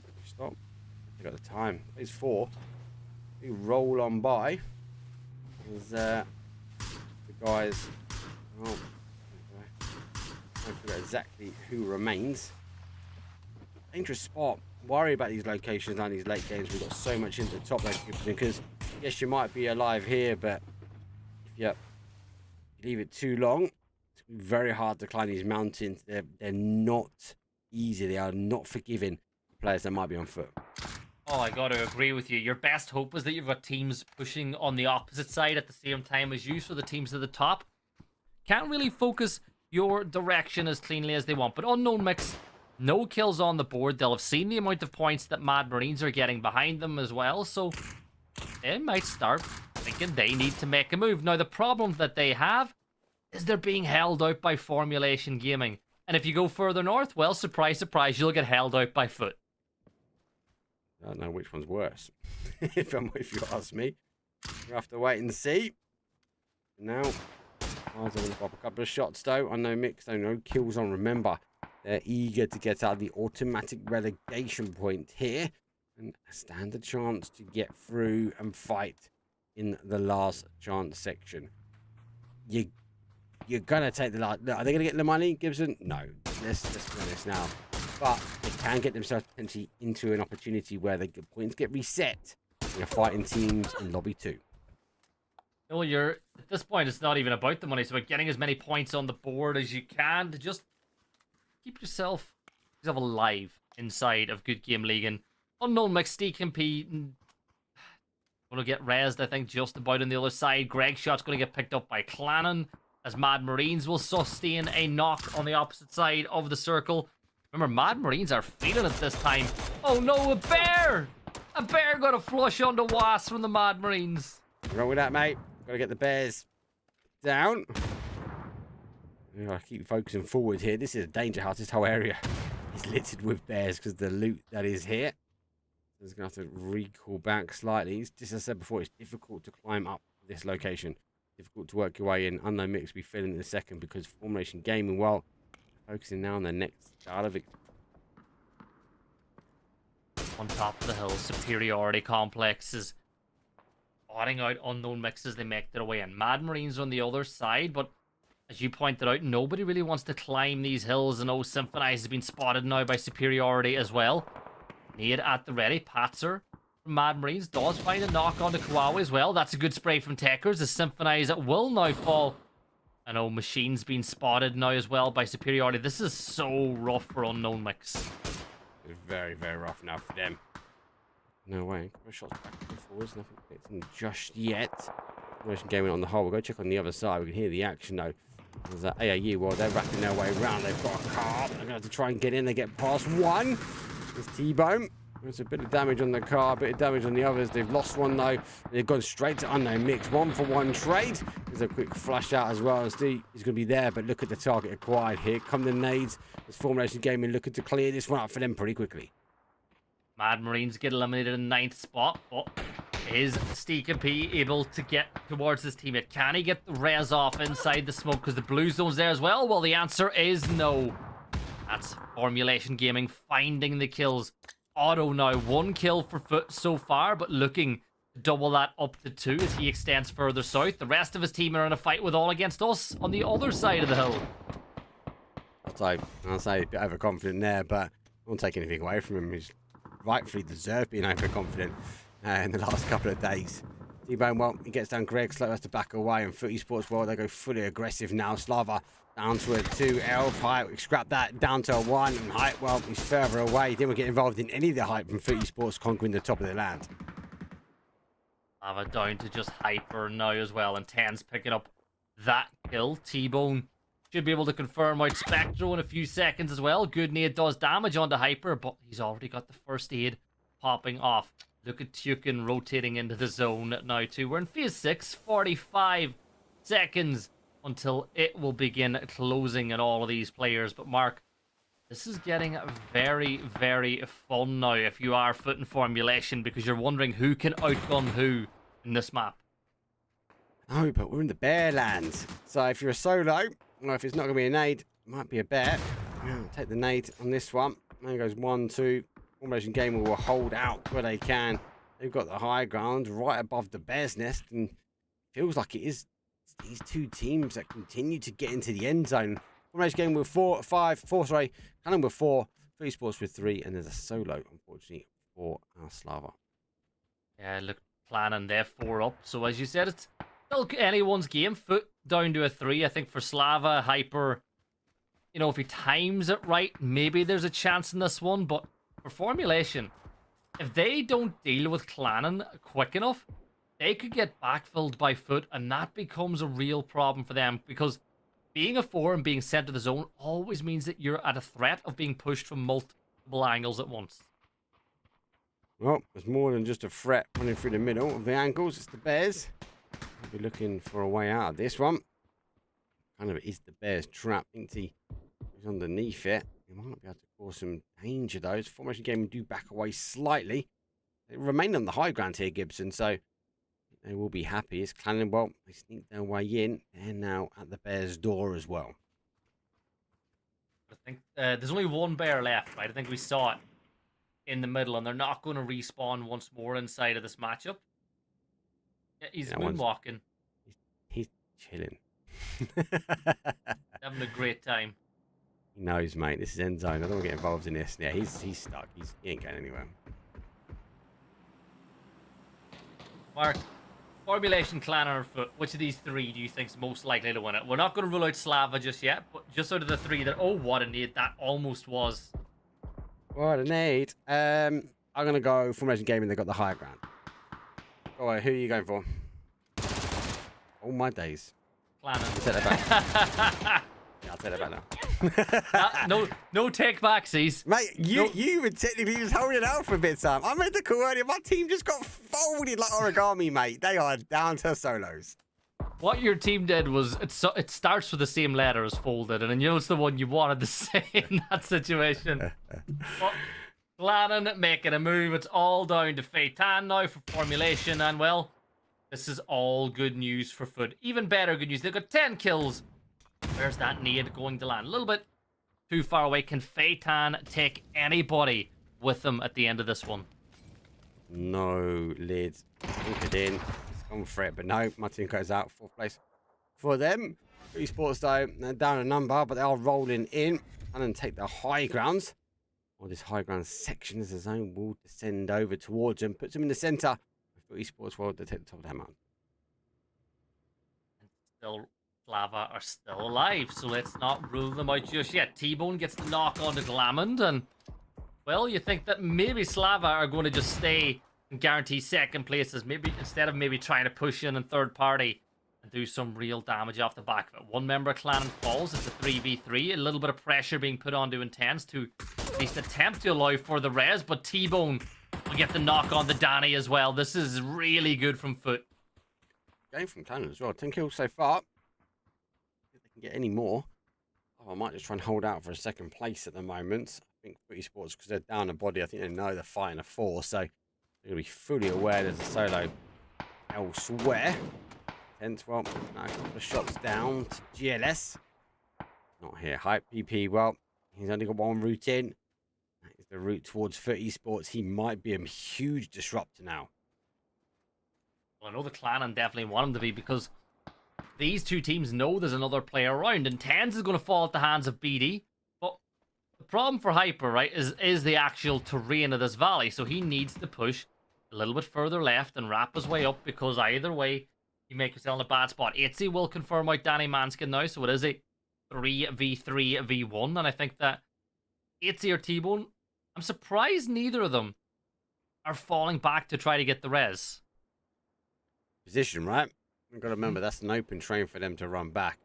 He contends, despite he is resable, they're going to get caught. Ain't he might argue you have a better run back, but it just takes one peak, and it goes from a sort of a 2 versus 2 at the time to a 3 versus 1. You get the one of the reses back on, but wait, Ainty did look to go back. T-Bone done some damage. Great nade though, but doesn't quite get the result as required. It does a little bit of damage, but not enough. And, well, still alive here is Hyper, and T-Bone is now going to try to lock in that res to get it back to a 3v3v1. The zone will center, and I think that Slava will be able to sneak in a little bit more, but all of a sudden, Clannon have been dealt a pretty good hand with the circle being the way it is. They have. It's gone back their way. Fought for this area, took it away from Formation Gaming. That was them. 3 versus 3 versus 1. Teams will be waiting for that solo to move. Tense climbing his way up. No bare wind here. He's going to be down into go for a peak. Level 3 best. Bad. Lid's okay. T-Bone not bad. And Intense, well, he looks like he lost his lid. That last encounter with Clannon. And remember that tertiary utility, helmets and vests, has a huge say. Get deeper and deeper into the game. Foot trying to isolate a member of Clan and trying to create an alleyway, an avenue that they can use to push into the circle. All the while, Hyper is still alive. Itzy may have just created that opening. He gets the knock onto one. T-Bone gets the knock onto the other, leaving it all down to Trickwo. And where do you go from here, Trickwo? Because you ain't getting those reses off, and all of a sudden, Hyper has been bought a little bit of time to step in once more. But this is excellent from Foot. They're up to 7 kills now. Consistency, insane from this team at the moment. They are closing their way down. Rico is there. Hype PP is just working his way in. He can hear the footsteps, but doesn't want to give anything away. Unfortunately, the solos are pushing their way. The solos go down 1 versus 1. It's Slava, and it won't be too long. Is he going to go commit suicide? Is he going to give it a go? He's going to give it a go. Nade goes up. Footy Sports, though, come on, pushing in. And it's going to be T-Bone. He's going to close it up. Winner, winner, chicken dinner. Footy Sports, though, yet again, we'll put another win on the board. It's an 18-point game, and it's not a bad, though. That is our final Vikendi for match number 4. Extending that lead again. It's another map when they've been dominant tonight, which is so good to see if you're a Foot fan. But Mark, there's 2 maps left, 2 trips to Miramar left to go, and then all of a sudden, day 1 of finals is over and out. Back to back on Foot. Well, we're going back to back on Miramar. We'll see you guys in a few.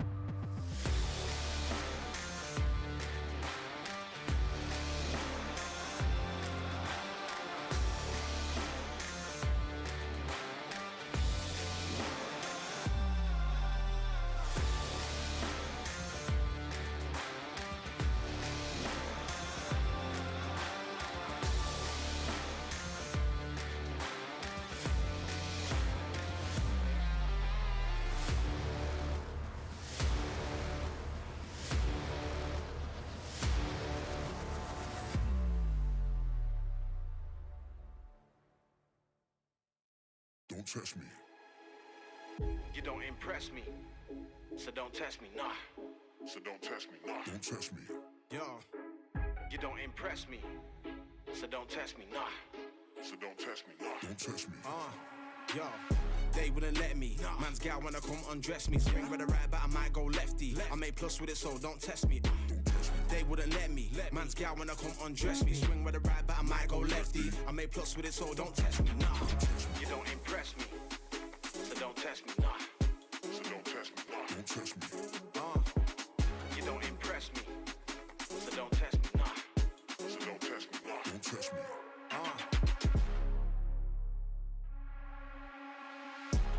don't test. Don't test. Don't test. Yo, don't test. Don't test. Don't test. Don't test. Don't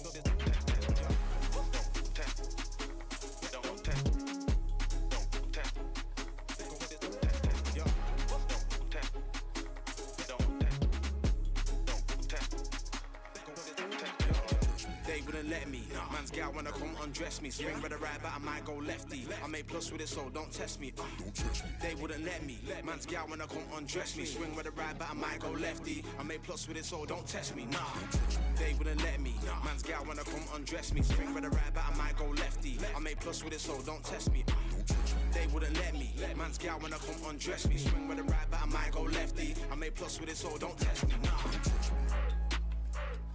so don't test me. So don't test me. Nah. Don't test me. You don't impress me, so don't test me. So don't test me. Nah. Don't test me. Don't test. Don't test. Don't test. Don't test me. Yo, don't test. Don't test. Don't test. Don't test me. Test. Don't test me.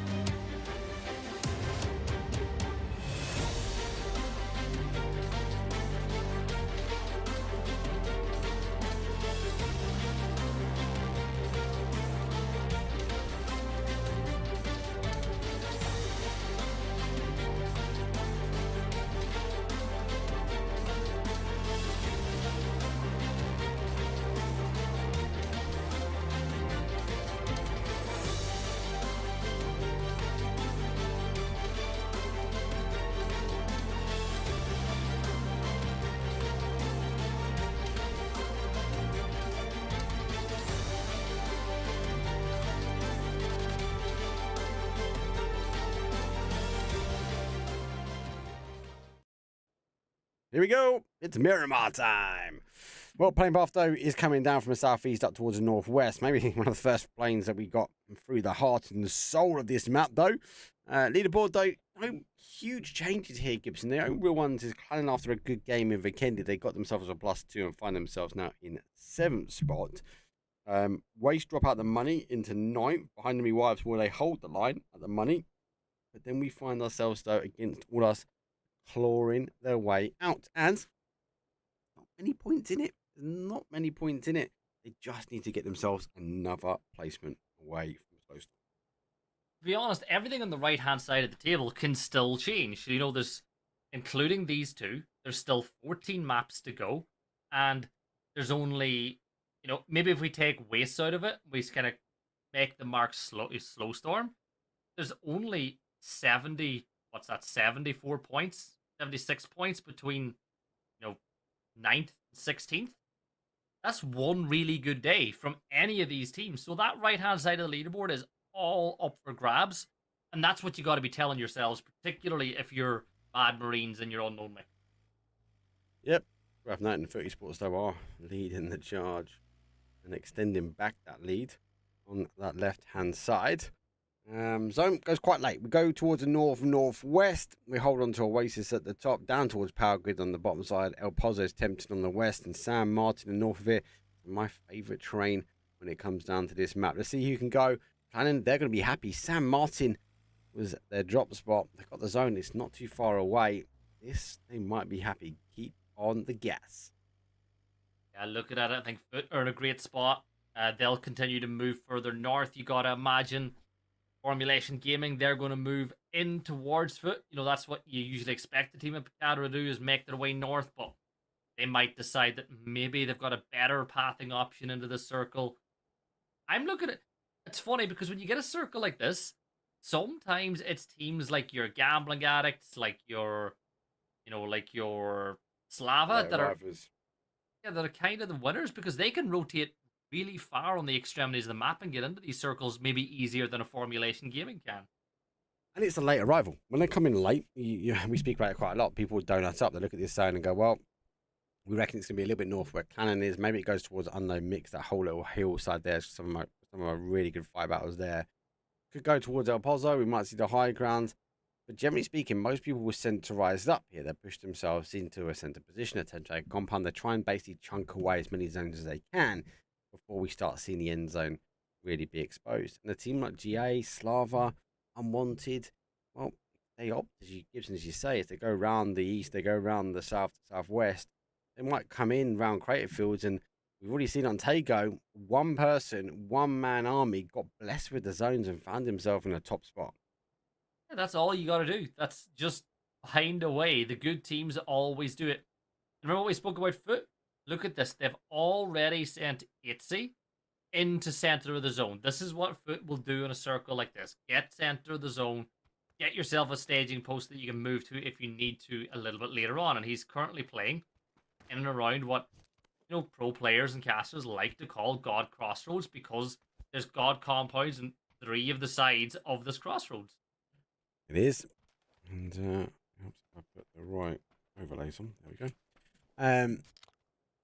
Yeah, this is a good spot. Again, my logic is it might end up this neck of the woods, might go down a bit further in the road, but here we've seen teams actually end up here and end zones coming from this location. So quick early grab from them. Now we see the rest of the team where they're moving in. Didn't take them long.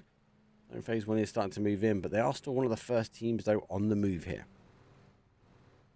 And this is the thing. The best teams don't really like leaving things up to fate. They like to put fate in their own hands and move a lot earlier than other people like to do, and that's exactly what Foot done. So Itzy secures that section of the map. Now, the other members of Foot can go pick up more vehicles, and they can maybe move and grab some more of the terrain in and around this section of the map. Mark, it's Miramar. Yes, Miramar is usually quicker in GGL than it is anywhere else in the world, but this is pretty much a normal pacing that you expect. No real action in the early stages up until Scarlet fires a bolty shot towards Mechas. You say that. This region always proves me wrong. It does move down, but you're right. Miramar's a little bit more slow. A map, a few more methodical when these teams sort of take positions, take rotations. And Scarab, well, he launches more K9 shots over towards the other side. Didn't quite work out the way they wanted to at the moment. Teams now working their way in as we now see the rest, the sea of colour, now moving in for the rest of the zone. And you look at the positioning, right? Everybody, even though some of the teams look really close together, like Mad Marines, like Snowstorm, teams are still far enough away that there is a level of comfort there that if somebody gets knocked, you'll likely see the ability to get a res. Now, Snowstorm, noticing that there's pressure coming from Unknown Mix, they're going to move a little further north. And, you know, that's not the worst thing in the world, because you can play a position like where them and Mad Marines are, know the north is relatively safe, and then if the zone goes north, you're the first team that can move up that direction. Yeah, especially if they've been scouting that road. We see teams rotate their way in. Res, well, they're going to use the new roads, well, not quite new anymore, anyway, towards the water treatment. I think there is two divides here, though, Gibson. We are going to see teams maybe hold for the south. I think there's a line where foot esports are. I think we're going to make some decisions towards the north as well. Everything else in the middle, well, they've just got there before everyone else. But definitely real decisions being made by the IGLs now where they believe the end zone is going to end up, not where they're going to gamble in the middle and pray they get a couple more zones. Yeah, I gotta agree with you on that. Look, Trico is DBNO, as STF, you might want to elect get that flush off. You know, it's one of those ones where because of how open Trico is, it's a tempting one to try to push and get the flush on. Now, Glamour, he's in a position where he's got to provide some cover for the rest of the team. Maybe arrive onto the scene. He can't go for that res until he's got backup, which is exactly what the rest of Clannon are trying to do here. I feel like STF, you playing this a bit more passive, as now they're only extending out, and their bang gets the angle. Down goes Trickwo. Reinforcements come in. Now split down to 2-1. There's more problems elsewhere, though. As Reds find themselves with the gangsters neighbouring. Maybe you don't want in a compound that if you leave it too long, third-party action, well, that's going to rain fire down towards them here. They feel safe in their God compound. Well, for now, White's phase number 1. Let's wait and see where the next couple of zones go. I think this could be a pretty big fight between these two sides, as we've got the real gangsters not too far away now from one of those sides that we keep talking about, Rufus, who are not as close to getting to safety as they might want to be. Fake Tad from Formulation, he steps up to the plate, misses his chance, but Eckers certainly doesn't. Elf and myself will fall. Oh, Greg's got hard set to fire, but I think he's working out. He's now surrounded. Pulls back. Elf's going to be down and out. As, unfortunately, a Spectro goes down as well. Formulation Game is somehow in the early have set a dangerous trap here in Slava, Ukraine.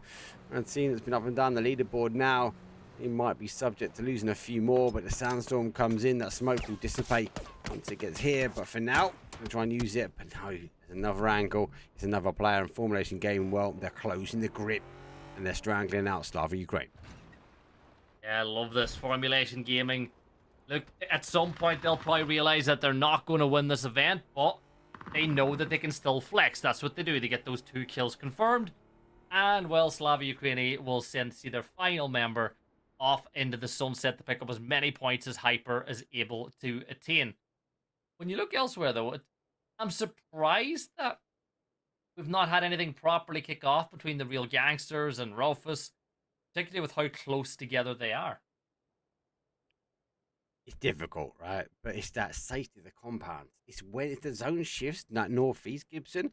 Anyone sort of north of Unknown Mixed, they're going to work their way in. Slow Storm, well, they're going to be able to cause some damage. If it does go northeast, we're going to see the compounds north of water treatment being taken as well. It's a hard ask. I think they're going to take a few stabs at each other. That's why you can see the shots. Maybe if there's a knock, maybe they take the opportunity. But for now, it's safer not to move. And that's something that I think a lot of players can struggle with sometimes, is realizing that you don't always have to be on the move. Sometimes sitting still is the best movement that you can do in total. So let's get ready for that zone shift. 3, 2, 1. Pop and Mad Marines in a great spot. Now, remember what we said. If this goes north, Mad Marines, Snowstorm, and Behind Enemy Wives are in a great spot to take advantage of it. And look at how quickly now Slowstorm are already in their vehicles and moving. Behind enemy wives, the same. Foot doing it as well. A lot of teams trying to take the RNG out of the game and trying to make things work their way. Two teams that are not moving. That's these two at the moment. Lucky enough, they've got that in their boot of the car. That might try and help them out. Without that, though, Gibson, these two might have been stalemate for a while, and it's just the teams that wrap their way around which can cause huge issues. For Rez, got at least a player a little bit further back. He's causing some problems now. Definitely see the line going up. Ival can't go down, really. It's enough now for the rest of the teams to back away. Elsewhere, you've got Gambling Addicts there making their rotating up on that north side. You've got All Against Us rotating in as well. Remember, all these teams are...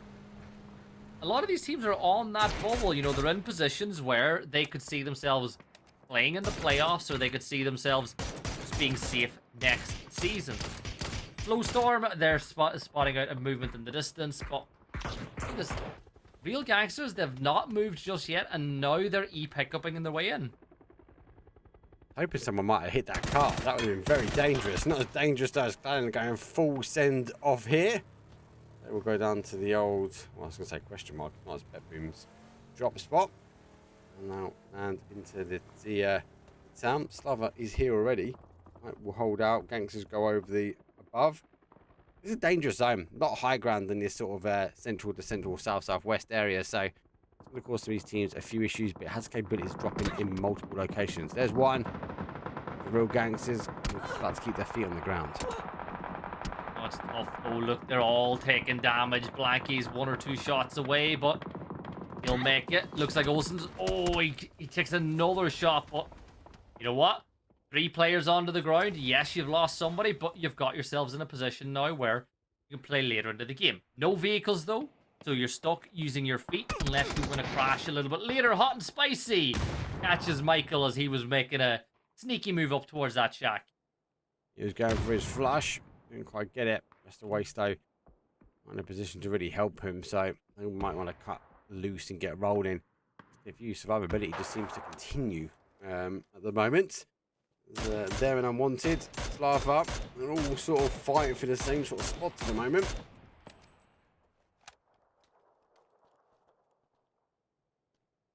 Whose spot do you want to be in, though, with a circle mark? Well, I'd definitely say Free Sports here because they've got the high grounds. I don't They're know. getting pushed. No, well, they're the ones pushing. That's the problem. It doesn't take long for them to get pushing.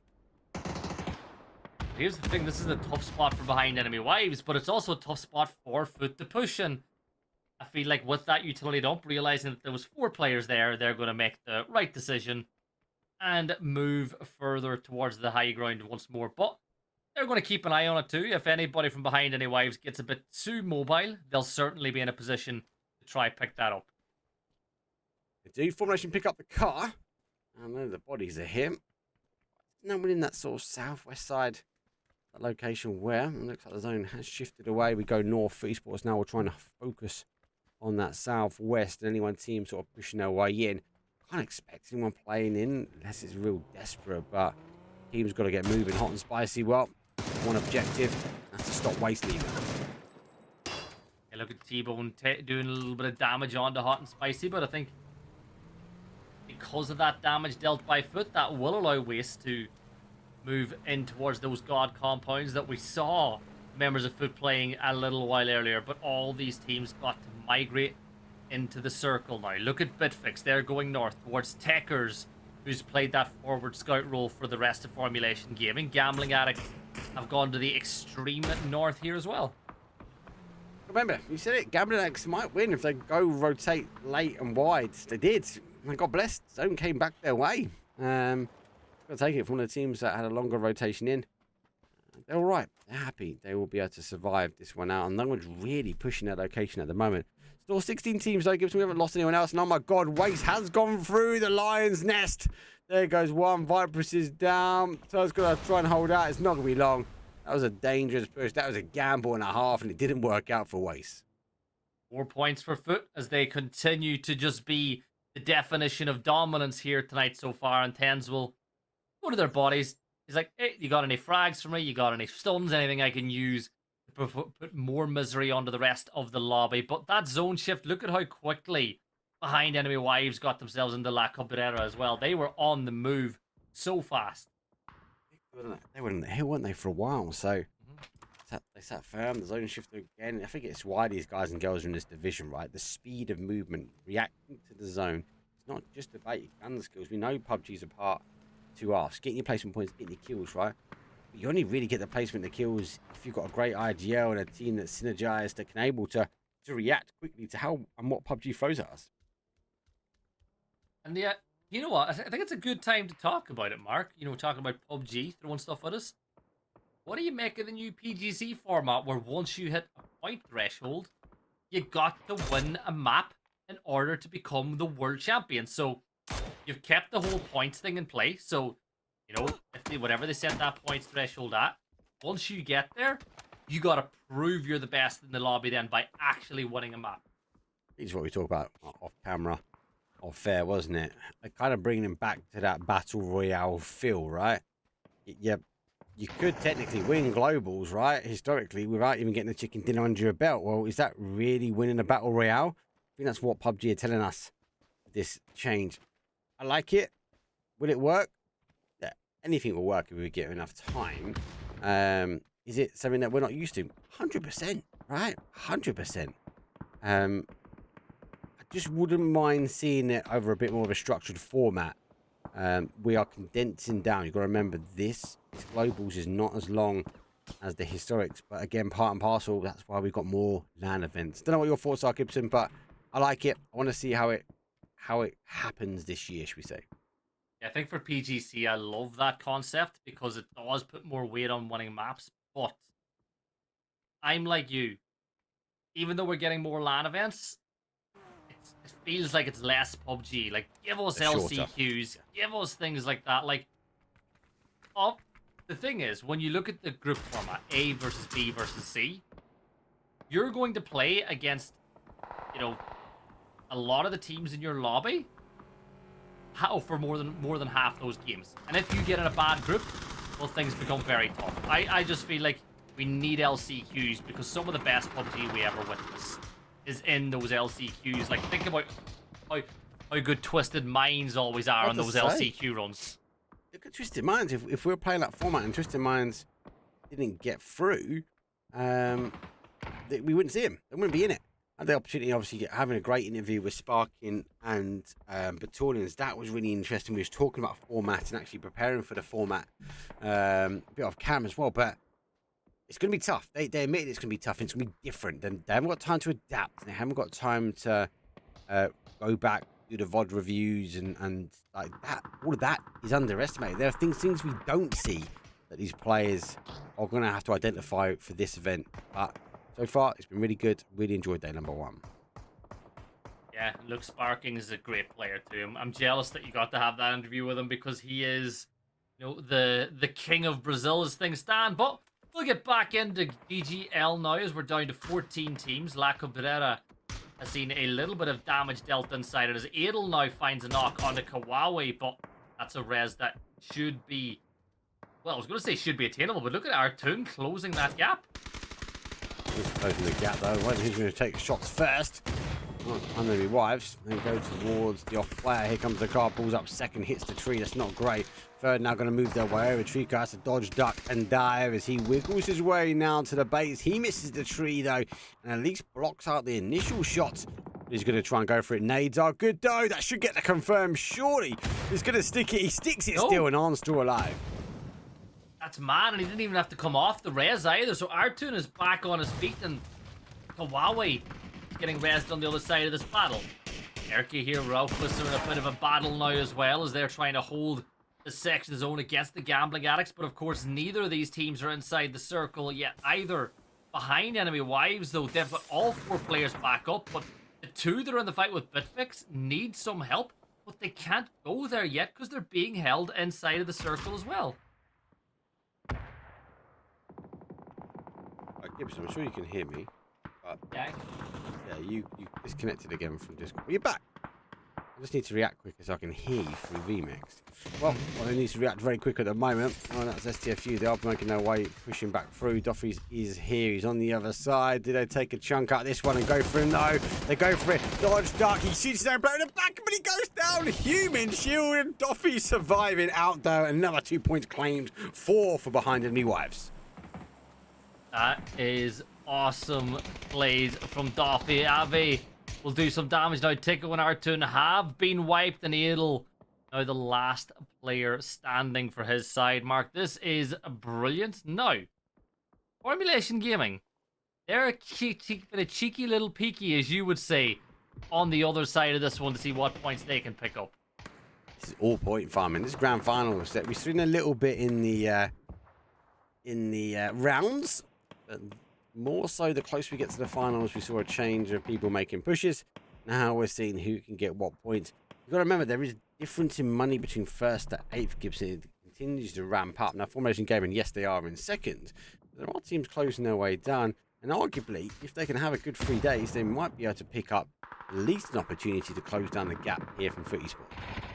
Yeah, Taker's got to be careful. He's going to get pushed by Baffarino, but he does win his one and get that instant flush. And well, the Gambling Addicts tried to make a play. 4 kills for them so far. They'll rotate back, but now look at Foot. They've lost 1 in this fight. Now remember, they've been in the top 4 every single map so far tonight.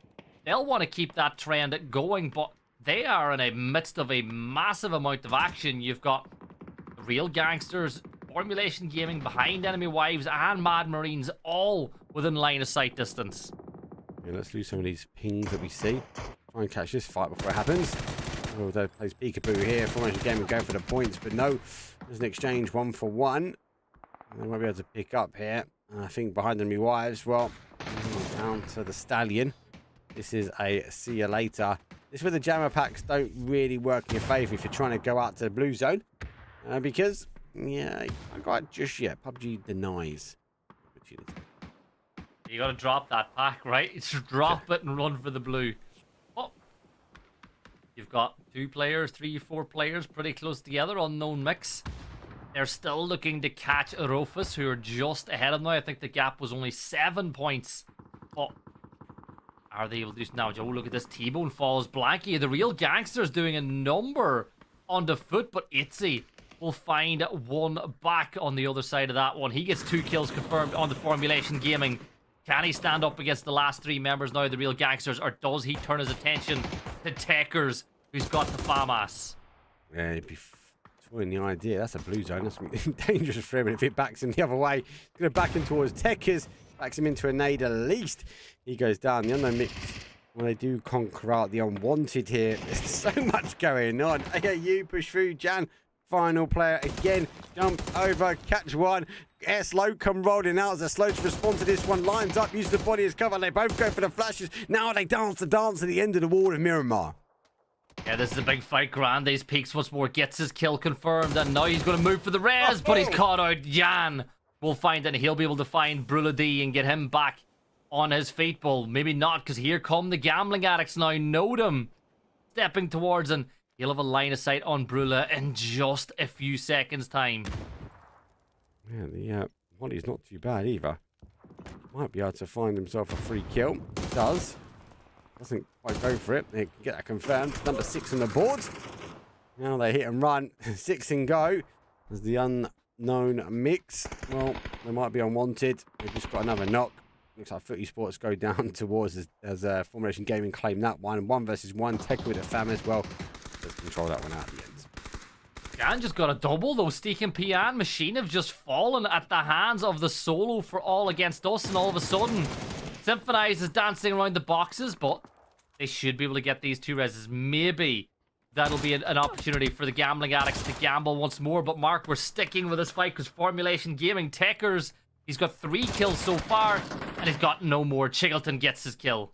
I could have gone the other way. Mad Marines causing some issues. Well, I think the chat was, did Footy Sports make a top 4 every single game? They did to this point. Out the moment now. On the mix do get the reses. There goes the confirmed. Gambling Addicts have to go back. Cannon Store surviving as well. 0 kills, but in a top 5 position at the moment. A lot of the action, unfortunately, is on the other side. Unknown Mix, they're going to make the move. There's not much hard cover at the moment. They're going to take the opportunity to keep this car in, but it's not safe. They're going to lose the tyres. More importantly, they're going to lose an opportunity to crash into the Mad Marines later on. Yeah, that's the only real move that it looked like they thought they could have gotten up to the ridgeline that you can see Scarrett's got an eye on, maybe, but hindsight is 2020. Phase 6 is going to turn to Phase 7 in about 3 to 4 seconds from now. And it'll stay. This is one of those circles, Mark. It's going to be quiet. We're going to have some quiet for a little while. But oh no, just as I say that, Mad Marines are pushing very close to Cosper. And Cosper gets one. Oof. And they can't get the res on in time. We get an interesting mix now for the final zone. Mad Marines, Unknown Mix, Real Gangsters and Clan, and all teams eager to get some points. 4 versus 3 versus 3 versus 1. Clan still surviving out. Store got the zone. Mad Marines, though, a lot of points in the last map, and they're guaranteed at the bare minimum 6 more points here. Now, is it enough to put them in, the running to get out of the top 8? I think that they have a chance to climb spots. They just need to start winning maps off the back of this one. Danny, going to be pretty happy inside that shack, inside the zone. No real need to push out, but this could be dangerous. Scarrett with the mini, and you just wish maybe it's something with a bit more firepower, Mark, than the 5.56. Yeah, the firepower he's been receiving. Look at his vest. It's completely gone. Don't forget, he was not in the same location. He didn't get in the car, the 2-seater. So he's got a bit of a run to go down. He's got no smokes at the moment. That's because the car's pretty much spent as well. They're not going to look to get in that car and try and get anything they can as they boot the smoke wall down. I think Unknown should have maybe taken the car as far as they could have gone. And Unknown really should be drawing the attention here. Oh, there goes one from the Gangsters. But he does claim... No, he doesn't claim it. Mad Marines take one. The Gangsters go for the other. Yeah, Mad Marines getting another point. It's a 4v3v1, and none of the familiar faces inside the top 4 this time, which is really nice to see. Mad Marines, on paper, should win this game. They've got a good position in the circle, they've got vehicles, they've got the numbers, but we know how dangerous the real Gangsters can be as well, and it's one of those fights where the first knock traded between those two teams is vital. Yeah, kind of both from them. Let's deal with the solo together, and then we can fight 4 versus 3. Mad Marines have got the additional number. They have the 4. The 3 does go towards the real Gangsters, but there's not huge kills here. Both these teams really in. 3 for the Mad Marines, force it out for the Gangsters, and I'm pretty sure Clan has got nil wire. He has no high kills. There's been other high kills and steals elsewhere in game number 5.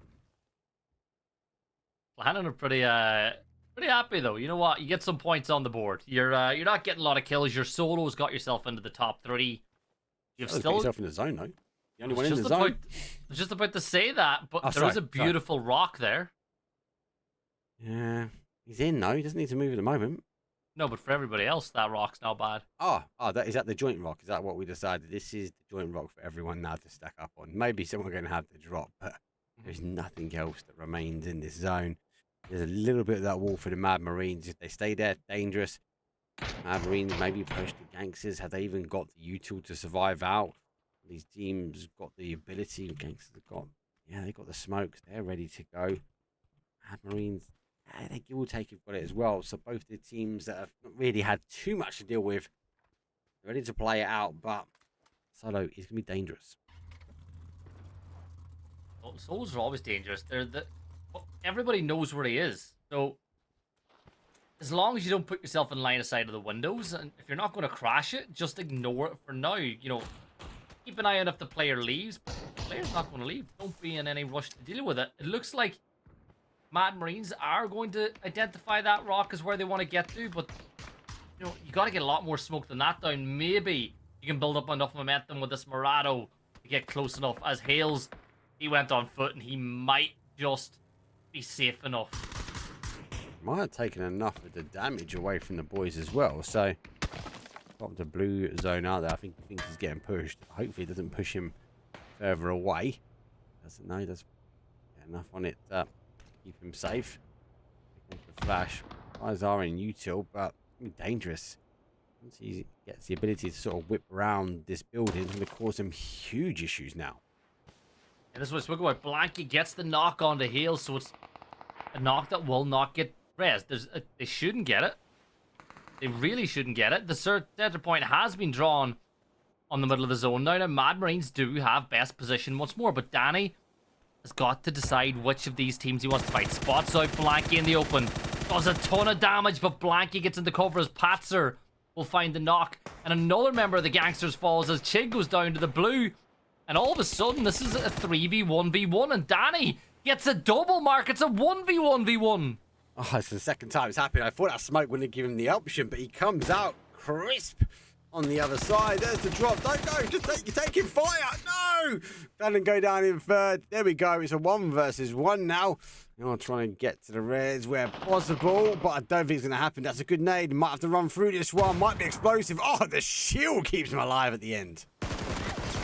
Oh, he's going to use the crate. Is he going to get any credit? Yeah, he does. Patzer's second nade is better. There's the kill. Mad Marines, 17 points, and they are starting to climb. 12 points in the last game, 17 this time. Mark, what a begin time to believe if you're a Mad Marines fan. Gotta believe. Believe it when it comes down to it. Maybe they're just taking it out of the last season rule book. Hey, let's just make it all happen though on the final 3 days. Mad Marines do go full swing. They did get blessed with the zone, slightly. They picked the compounds, but no one really crashed them. And able to defend off. They controlled it nice and well. They used a car at the end to get that rock you are so identified. That was so critical, but it nearly fell apart. Cannon's solo warrior nearly put the pieces to the side for the Mad Marines. Early did, but there's only one map left to go. Mark on the night as day one is coming to its conclusion of the finals of GGL. We're going to throw to a quick break, and when we come back, we'll have one more Miramar. That'll be it for the night.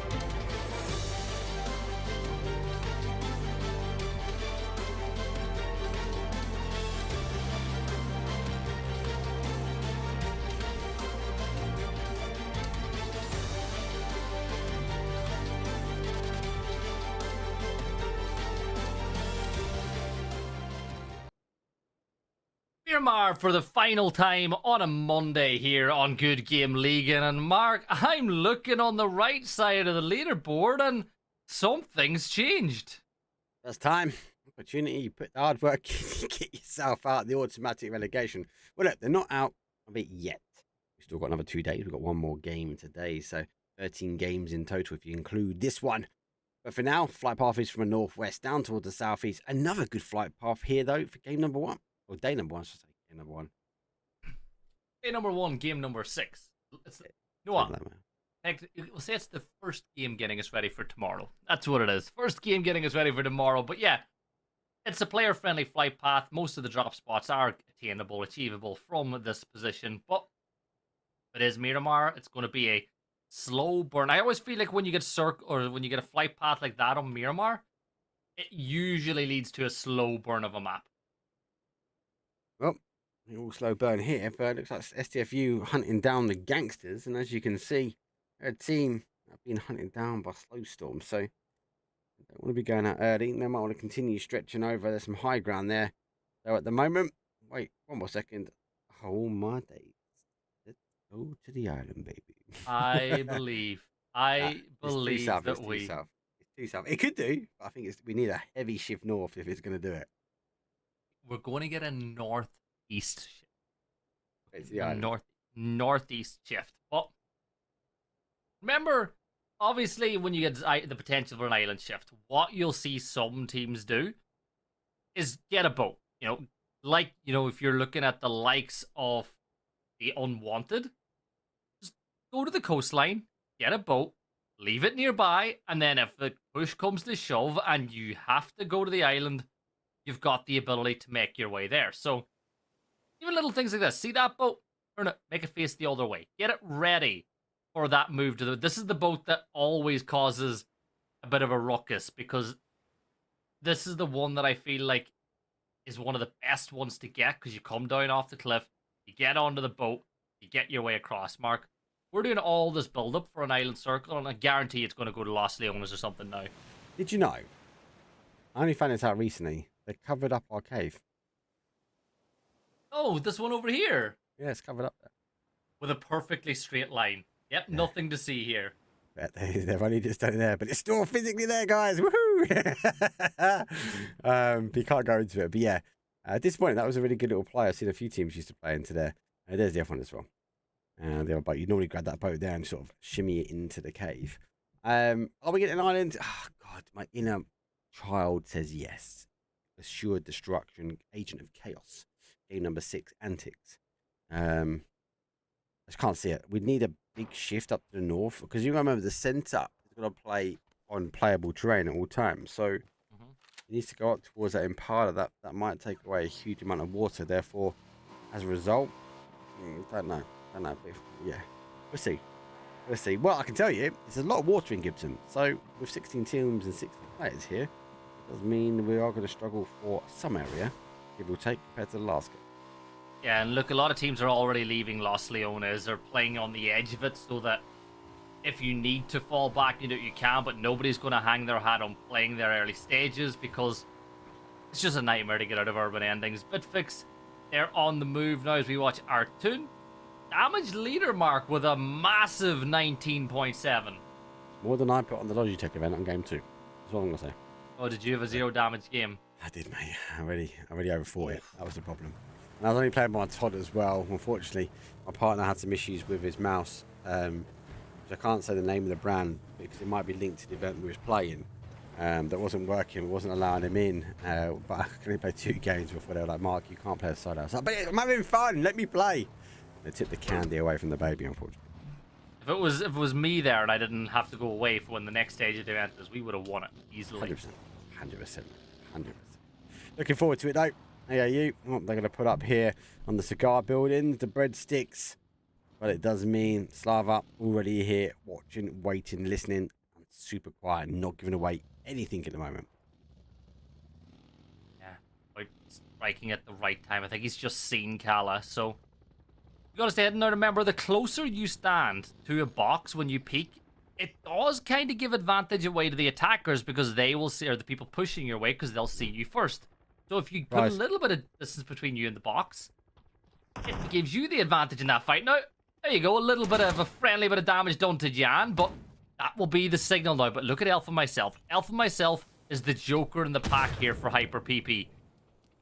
Oh, never mind, not anymore. There we go. Uh-oh. Uh-oh. Why did I speak? Oh, wrong one. Wrong player. No, but he's right. If they were wrapped around the other side, it could have been dangerous. Both of them do go down. Spectro has arrived. Greg is also here, but he's a bit higher up the high grounds. And I don't think he's going to be able to get involved too much. The guys now work their way in. Let's pick up one, at least. There's a straight disconnect from Slava. They're tabbing their way out, though, for today. They're still going to try and fight this one out. Still available if he can get that res on pretty quickly. Panzer's going to say no denial. Is down to the North American Twitch rival champion. Big Greg. And Greg's just smoking his way out of there. Not really much you can do. Hyper's about to bleed out. So for Slava, Greg's the last player alive. And if this was scrims, he would push it because there's a chance that they could still get more points and get higher up into the prize pool. Got to play this game to try to get as many points on the board as he possibly can. So, Mark, while all this was going on, some teams have now gotten on the move, but inside of El Pozzo, you've still got behind enemy wives. Now, I would have preferred if they waited a little bit longer for that E-pickup, because now they're not going to know if it's an island circle before they get there. No, it just depends on their pickup time, but I think you're right. I think it's way too soon. Yeah, definitely. Yeah, 100% too soon. Well, what basically we're talking about here is that they should have taken a bit of blue damage. It's phase 1, phase 2, guys and girls. But that's okay. Pop your meds, but you're in the air. You're in the air when that phase 1 to phase 2 pops. With a dangerous zone like this, it could cause some issues. A bit like the issues that are being caused by gambling addicts, though, on Clannon. But it does mean you're airborne, and maybe even ahead of a lot of teams, especially, let's say it did go to the island, especially for teams trying to get to the island. You would have been potentially boots to the ground before anyone else, and the furthest distance to travel.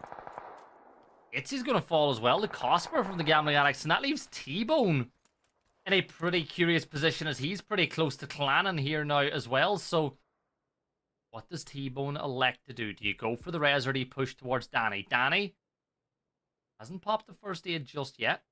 Maybe biding their time, but T-Bone's stepping around making a lot of noise, and Danny surely heard it, but I think T-Bone may have just heard something himself. Yep, reposition himself around the trench though, so he can get away with it. Behind him he was. Now here they enter the zone. Mad Marines are game number 5 winners. And they still need to keep climbing that leaderboard slightly, but it is a good start towards the grand finals for them. At least get a chicken dinner under the board. Blue Sports though, they took the E-pickup. They lost 2. They're back to it A2 themselves. And Slava, well, looks like Greg comes rolling on back. There's no way he's giving up now as BFG becomes sight and target. Yeah, Greg's got a tough situation now. He'll be in a 1 versus 4 against BFG. Foot are eliminated in 16th place by Formulation Gaming. So second it knocks out, first and last. Yeah? Yeah, simple as that. But Formulation Gaming, they might want to change their gear now for this game. They can, oh, looks like behind them we are, so I'm having a little look over there. They've got to change their gearing. They've taken up the team in first, right? On the first opportunity, 16th place for them. So you've got to go, well, do you know what? We might need to change our tack. Let's go a little bit more aggressive. Let's take some risks that we might not take because you've got nothing else to lose. A bit like behind enemy wires, well, they're fully committing to the island now anyway, so they've gone late. They, again, it's a bit of a gamble. It might pay off. Oh, it's this is the equivalent of going all in before the river, right? You don't know what's going to happen. Well, you've gone all in. You've seen your 2 cards in pocket, and you're saying, all right, there's a chance. Slava will get wiped. Greg falls at the hand of a nade thrown by Artoon. We've got another 15 seconds before the zone shifts, and Mad Marines have made themselves nicely in from the north. Is it going to the islands or not? Come on, quickly. Yes, because everything we say always curses I love horses. Yeah, so, that's very true. Oh, let's go! I am done. No way. No way is that happened. Oh my. Let's go. And you nailed on the head at the end though. I love horses. Absolutely genius play from behind enemy wives. And now the scramble for boats. Now the scramble for e-pickups. Look at them. They are begins. loving this. Look at them. Now, I wonder the waste go into disconnect. Los Leones to get the e-pickup. They've had a disconnect, haven't they? Oh, there you go. Hey, lads, we're already here. Have a flare. You know exactly where we are. Really? Gangsters get on the move now. At least they got a boat. There's a bit of a slow version to that as well as you swim your way across. Surely it's going to go back to that top island now, but wait and see. There's one thing to note though, and that is when you see this and you can't get over, you just got to get as many points as you can. Yeah, go for fights. Look for any opportunity you can to get points. Spurven is in one of those fights right now. There's only 2 players left up. They need points desperately, having been overtaken. But Spurven is going aggressive. He's hunting. Marcus Sandstorm just blinded him temporarily. And Hot and Spicy did the rest. Down goes Spurven. And for Rufus, this ain't going good. And look at that. There's players getting torn apart as they try to swim across as well. Yeah, it is all really going to be down to teams that wait it out. Maybe Footy Sports were lucky enough that they go in 16th place for now. And wait until everyone might be scrambling to find an e-pickup to get across a little bit later. Unwanted, take a few stabs in the dark. Looks like Mad Marines get that boat on the top. They go to that north side under the cover of the sandstorm.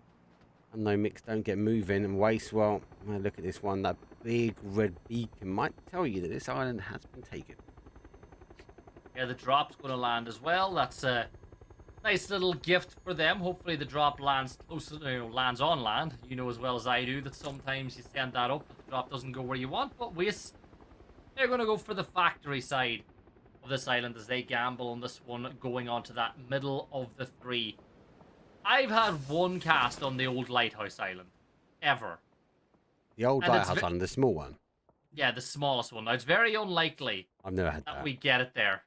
Because the funny thing is that counts as playable because there's a shack on top of it. But this needed to be a little bit further, south.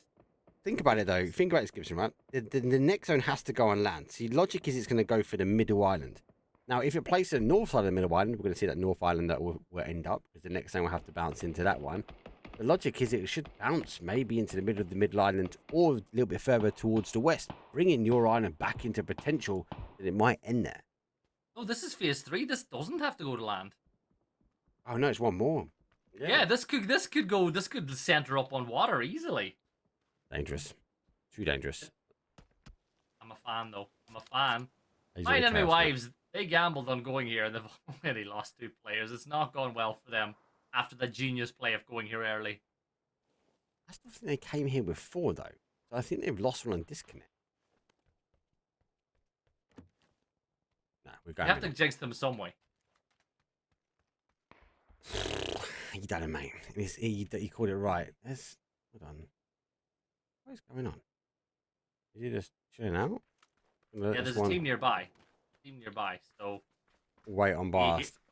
Yeah, let them go and then try and make your way in, swim to shore after that. But if you're not on one of the main islands at this point, well, things are going to be troublesome indeed. Tankers from Formulation Gaming spots out Cosper first, but realizes Vendetta is a much easier kill to pick up off the back of that one. Now, Cosper's got an angle on the other side for Formulation Gaming. Repeak still on the main island. Is able to hit him with a bolty from afar. And Formulation Gaming starting to attempt to close that gap, but it is now back up to nearly 100 points. What a game. Formulation Gaming just take out the big spot. The opportunity now to kind of like, hey, let's close the gap. And then it just sends it to the island. Big well, he's here to get some more points. He's got 2 already. This is a do or die. He's not getting to that island at the moment, but at least he's getting cover and fire from the boys. This can be causing some huge amounts of damage. It all confirmed out. Another on the board, number 8, Formulation Gaming making good out of a very, very bad zone shift. I'm a huge fan of the way Formulation have played this. They've left Repeak to check the island out for them as they made their way across. And, Repeak doesn't really expect to get over there. He's going to attempt it. But as you can see, the boat's too far away. It's actually upside down because it's been exploded. But Go on, mate. phase 3, the blue will get there in a few seconds' time. Now, you've Adel swimming his way over as well. Superiority Complex doesn't seem to be aware of that player making a move. But I feel like for Artun, he's a goner. Ooh, going to be about suppressive fire. It feels like an army technique at the moment. Whereas you game it, they've taken the high ground. The parachutes will keep them alive, and obviously a new addition-ish. That's kind of bread and butter, but it does give them the opportunity to not swim this though now, Gibson, as they go full send, Techers, Army Man, Marine style, cruising on in to the main island. Yeah, and you'll find that that crate has already been looted, but maybe there's some nice goodies left over from the other side of that one. Has it been gathered? Look, I reckon it has. Yeah, it should be. It hasn't. Oh, Rosa. what's going on there? That was... Right, what have you done behind enemy wives? You called that in and you've not even gathered it. Surprise! Freebie! Take it!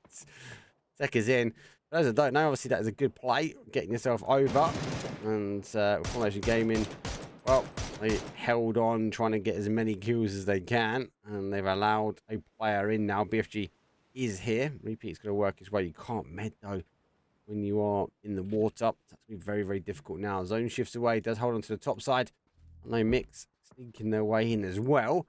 11 teams. We've got an island finish. 29 players up. This is hard. This is horrible. Hard's the wrong word. Yeah, this is rough. If you're not on that middle island at this point, very tough, difficult migration to make. Look, there's still someone from Bitfix on the main island, or on the main of land. Artun, I said he was a goner earlier, but he did manage to find a kill onto Baffarino. Ice from Wastes around, down goes Steak and P. We're down to 25 players. Xerox is just dancing, right? There's no way Xerox gets anywhere near this island. He's not near the island, at least, but he might get a couple more placement points. Or get a placement point, might get a couple of kills. I wonder, could he get enough speed going that he could ramp a decent chunk of that water? Problem is medding though. Not going to be able to do it at the moment. Unwanted. Onto a 2, making the push now. Waystar here, losing 1, losing to the second room. Is already there. Oh, surprise, surprise. Come rolling in at speed. That's going to take out Viper. She goes down and Waste. He took the island. Unfortunately, fall short. Doffy and Horses still alive. Waste gone. And now Xerox will pop that one. See, I wondered if he had got enough momentum. Could he have ramped it off of this ridge line? And landed about here. nah. You get a little bit closer. You get closer than that. But then you're ramp, you said jump, you parachute. That could have been a play. Oh, that'd be genius. That might have got him a bit closer. It is PUBG mechanics, though, right? So he might have got away with it. Either way, I think the ship is sealed, literally and figuratively. He's in the placement points, though. He might even get another one. Oh, Did you see it? Hold on. Did you see it? Adel should see repeat peak though. This should be easy for Adel. Yeah, there's Snicken actually gets him, and then emergency cut! Mayday! Yeah. I'm getting shot at! Look behind you, there's a player behind. Oh, there's Calla. He's been wiped out by his team, and now can repeat peak get there? Shots are coming in. Adel's going to go down to the blue as well. And that should buy him enough time. Xerox, he's in a heal-off race. He's on a heal-off race with Artun. Look further down the coast. Yeah. He's got the most. He's got 4 and 6. This is a time battle now.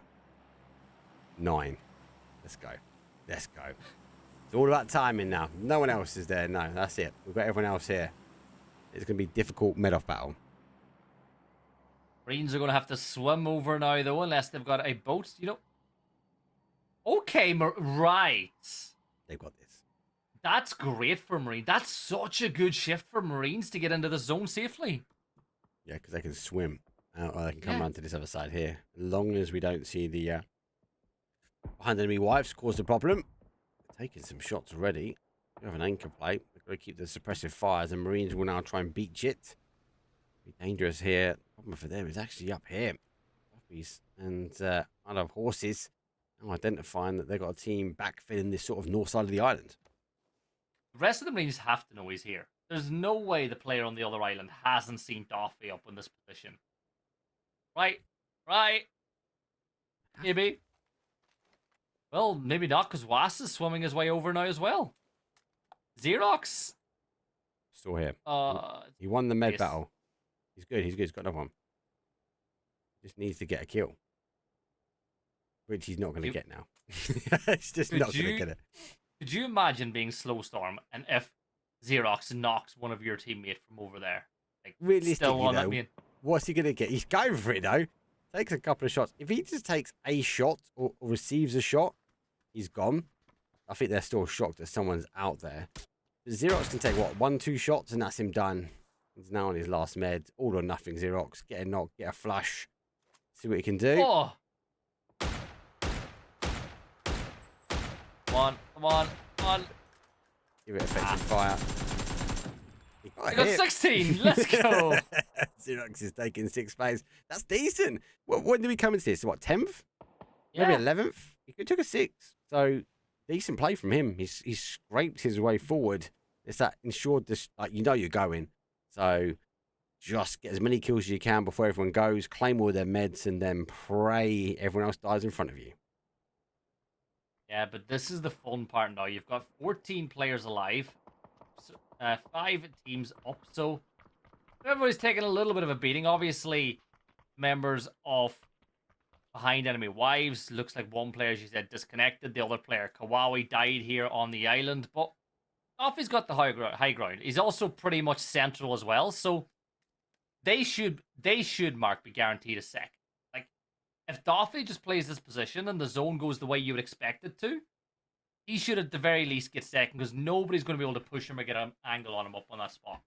This reminds me of PEC, what was it, 2023 we done?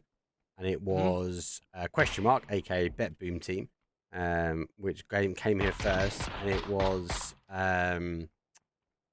who was the other team that came over really quickly as well? They've changed names now. Anyway, there was 2 teams basically that played over really aggressive really early. There were 2 of them. They were the final 2 remaining, getting the placement points. Didn't really get the kills, did they? But got the chicken dinner at the end. A win is a win is a win. Doffy putting some pressure on. Here comes Slowstorm, and Doffy, one more shot. No, there you go. Doffy gets his one. Now he turns taste and Shook and does a lot of damage onto him, but there he's going to get... Oh, he almost got knocked. He got prone at the perfect time. Peek goes down to fall damage, and the nade just doesn't go far enough, but it's a 2v1. Mad Marines have been eliminated, but Formulation, can they get this res off? There's a good amount of people left on the island. I'll give you that. Decker's having to go for a repeat now, as he can't quite get the med on. Slowstorm 2 up. Now they can apply the pressure. Nade is going to be short, though. And the fight, though, does come on the other side. Doff does go down, so I Love Horses remain in play now. Should allow Techers at least to get a res back on 11 kills. They needed the game. They're making it look good at the moment. Yeah, I feel like Doffy stole his position a little bit there. He shouldn't have gone down, but he eventually did by making a little bit too much noise. But you know what? Behind Enemy Wives have got themselves at the very least a top 4 finish off the back of their very early transition to United. And 10's going to spot out. Tekker's going to get caught by I Love Horses. There's a kill confirmed. 3 points now for Behind Enemy Wives, in addition to the placements. 2v1v2v1. I think it was just game down. So I think Duffy's just got a bit greedy from the points. You're getting these sort of top spots. You know the zone's going. You know there's limited numbers, right? So it's like, okay, well, just get as many points on the board. Actually, maybe if he repeat later, he wouldn't be just that team who could have caused some problems. So we'll wait and see. Going to end this one out, though. Formulation Gaming on a 1. It's still now 2 versus 2 versus 1 versus 1. 11 kills here from Formulation Gaming. SW, I'm not sure. Let's actually repeat that properly. So they've got a couple of points now on SWS. I remember their kill count. They've got 3 as well. Unwanted, they've got 7. So they're kind of the 2 winners of the teams that remained on the other side. Unwanted didn't come over straight away. They got 7 kills. And Formation Gaming, they obviously done that 2-2 split. They picked up some big kills as well. 11 kills in total. 25 minutes gone now. As you said, 2v1v2v1. Lots of terrain. But lots of water still being held as well, but I suppose that's kind of what you expect when you have an island circle like this one. So, you wonder where, what's going to give first. You got to assume that Unwanted have got the best position close to center. The only real, person they've got to deal with is Repeak Peak, who's near there as well. Because everyone else is playing on the edge of this cliff. This is mental. I still can't get over that we're 1 on the islands, but 2, every zone shift is just magnetized to this corner at the moment.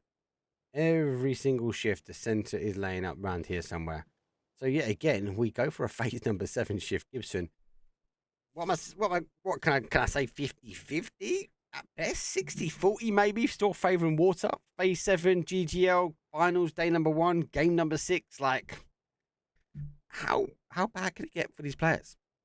The center of the zone is just about touching land. Yeah. Like, that's...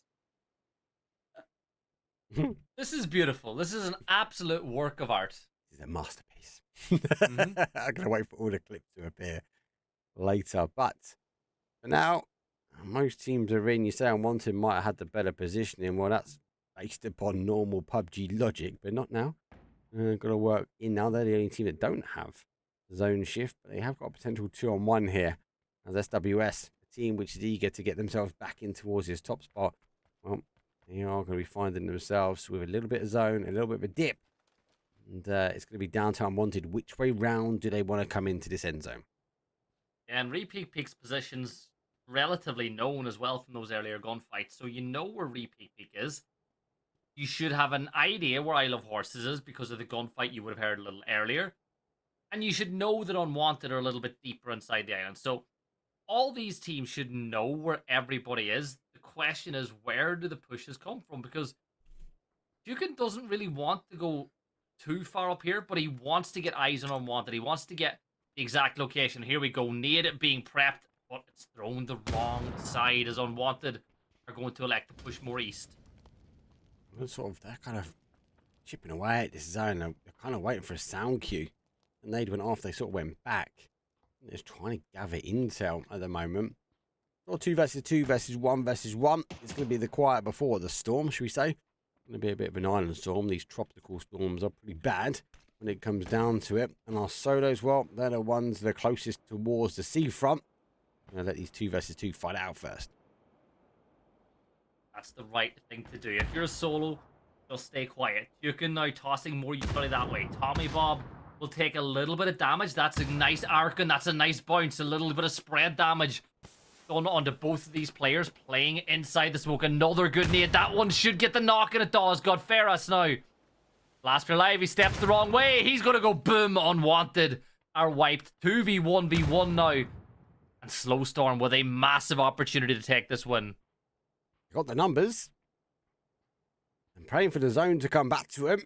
But the horses, well, he was first here. Arguably, he wasn't the only one. Over a short concession as teams came flooding their way through. I'm just a bit disappointed. Doffy's obviously did go a bit too aggressive. Would have liked to see him behind enemy wives, maybe having a 2 here. Slowstorm, they shouldn't leave each other's sides as they will be chipping their way forward. Formation Gaming might be the next victim. He is packed into a corner. I guess with a level 3 vest. Unfortunately, he needs to share it back the other way because look at that. Tukin has nothing that he can use at the moment. No helmet. Vest is gone. Formulation with 11 kills. They could cut that 100-point lead that Foot had. Nearly a 100-point lead by a solid 20+ points. They're able to find some of these last few kills, but Isle of Horses now needs to move to the zone. Repeat Peak is probably going to get spotted ever so shortly from this point on, but I love Horses. You want to keep the high ground, but you also want to stay hidden. It's kind of a catch-22 for Isle of Horses, but you know where these last 2 teams are. Difficult. It is a toy up. It is going to be phase number 8 now. So the dot, well, it's going to center up on the beach. We're going to have a bit of a beach party at the end.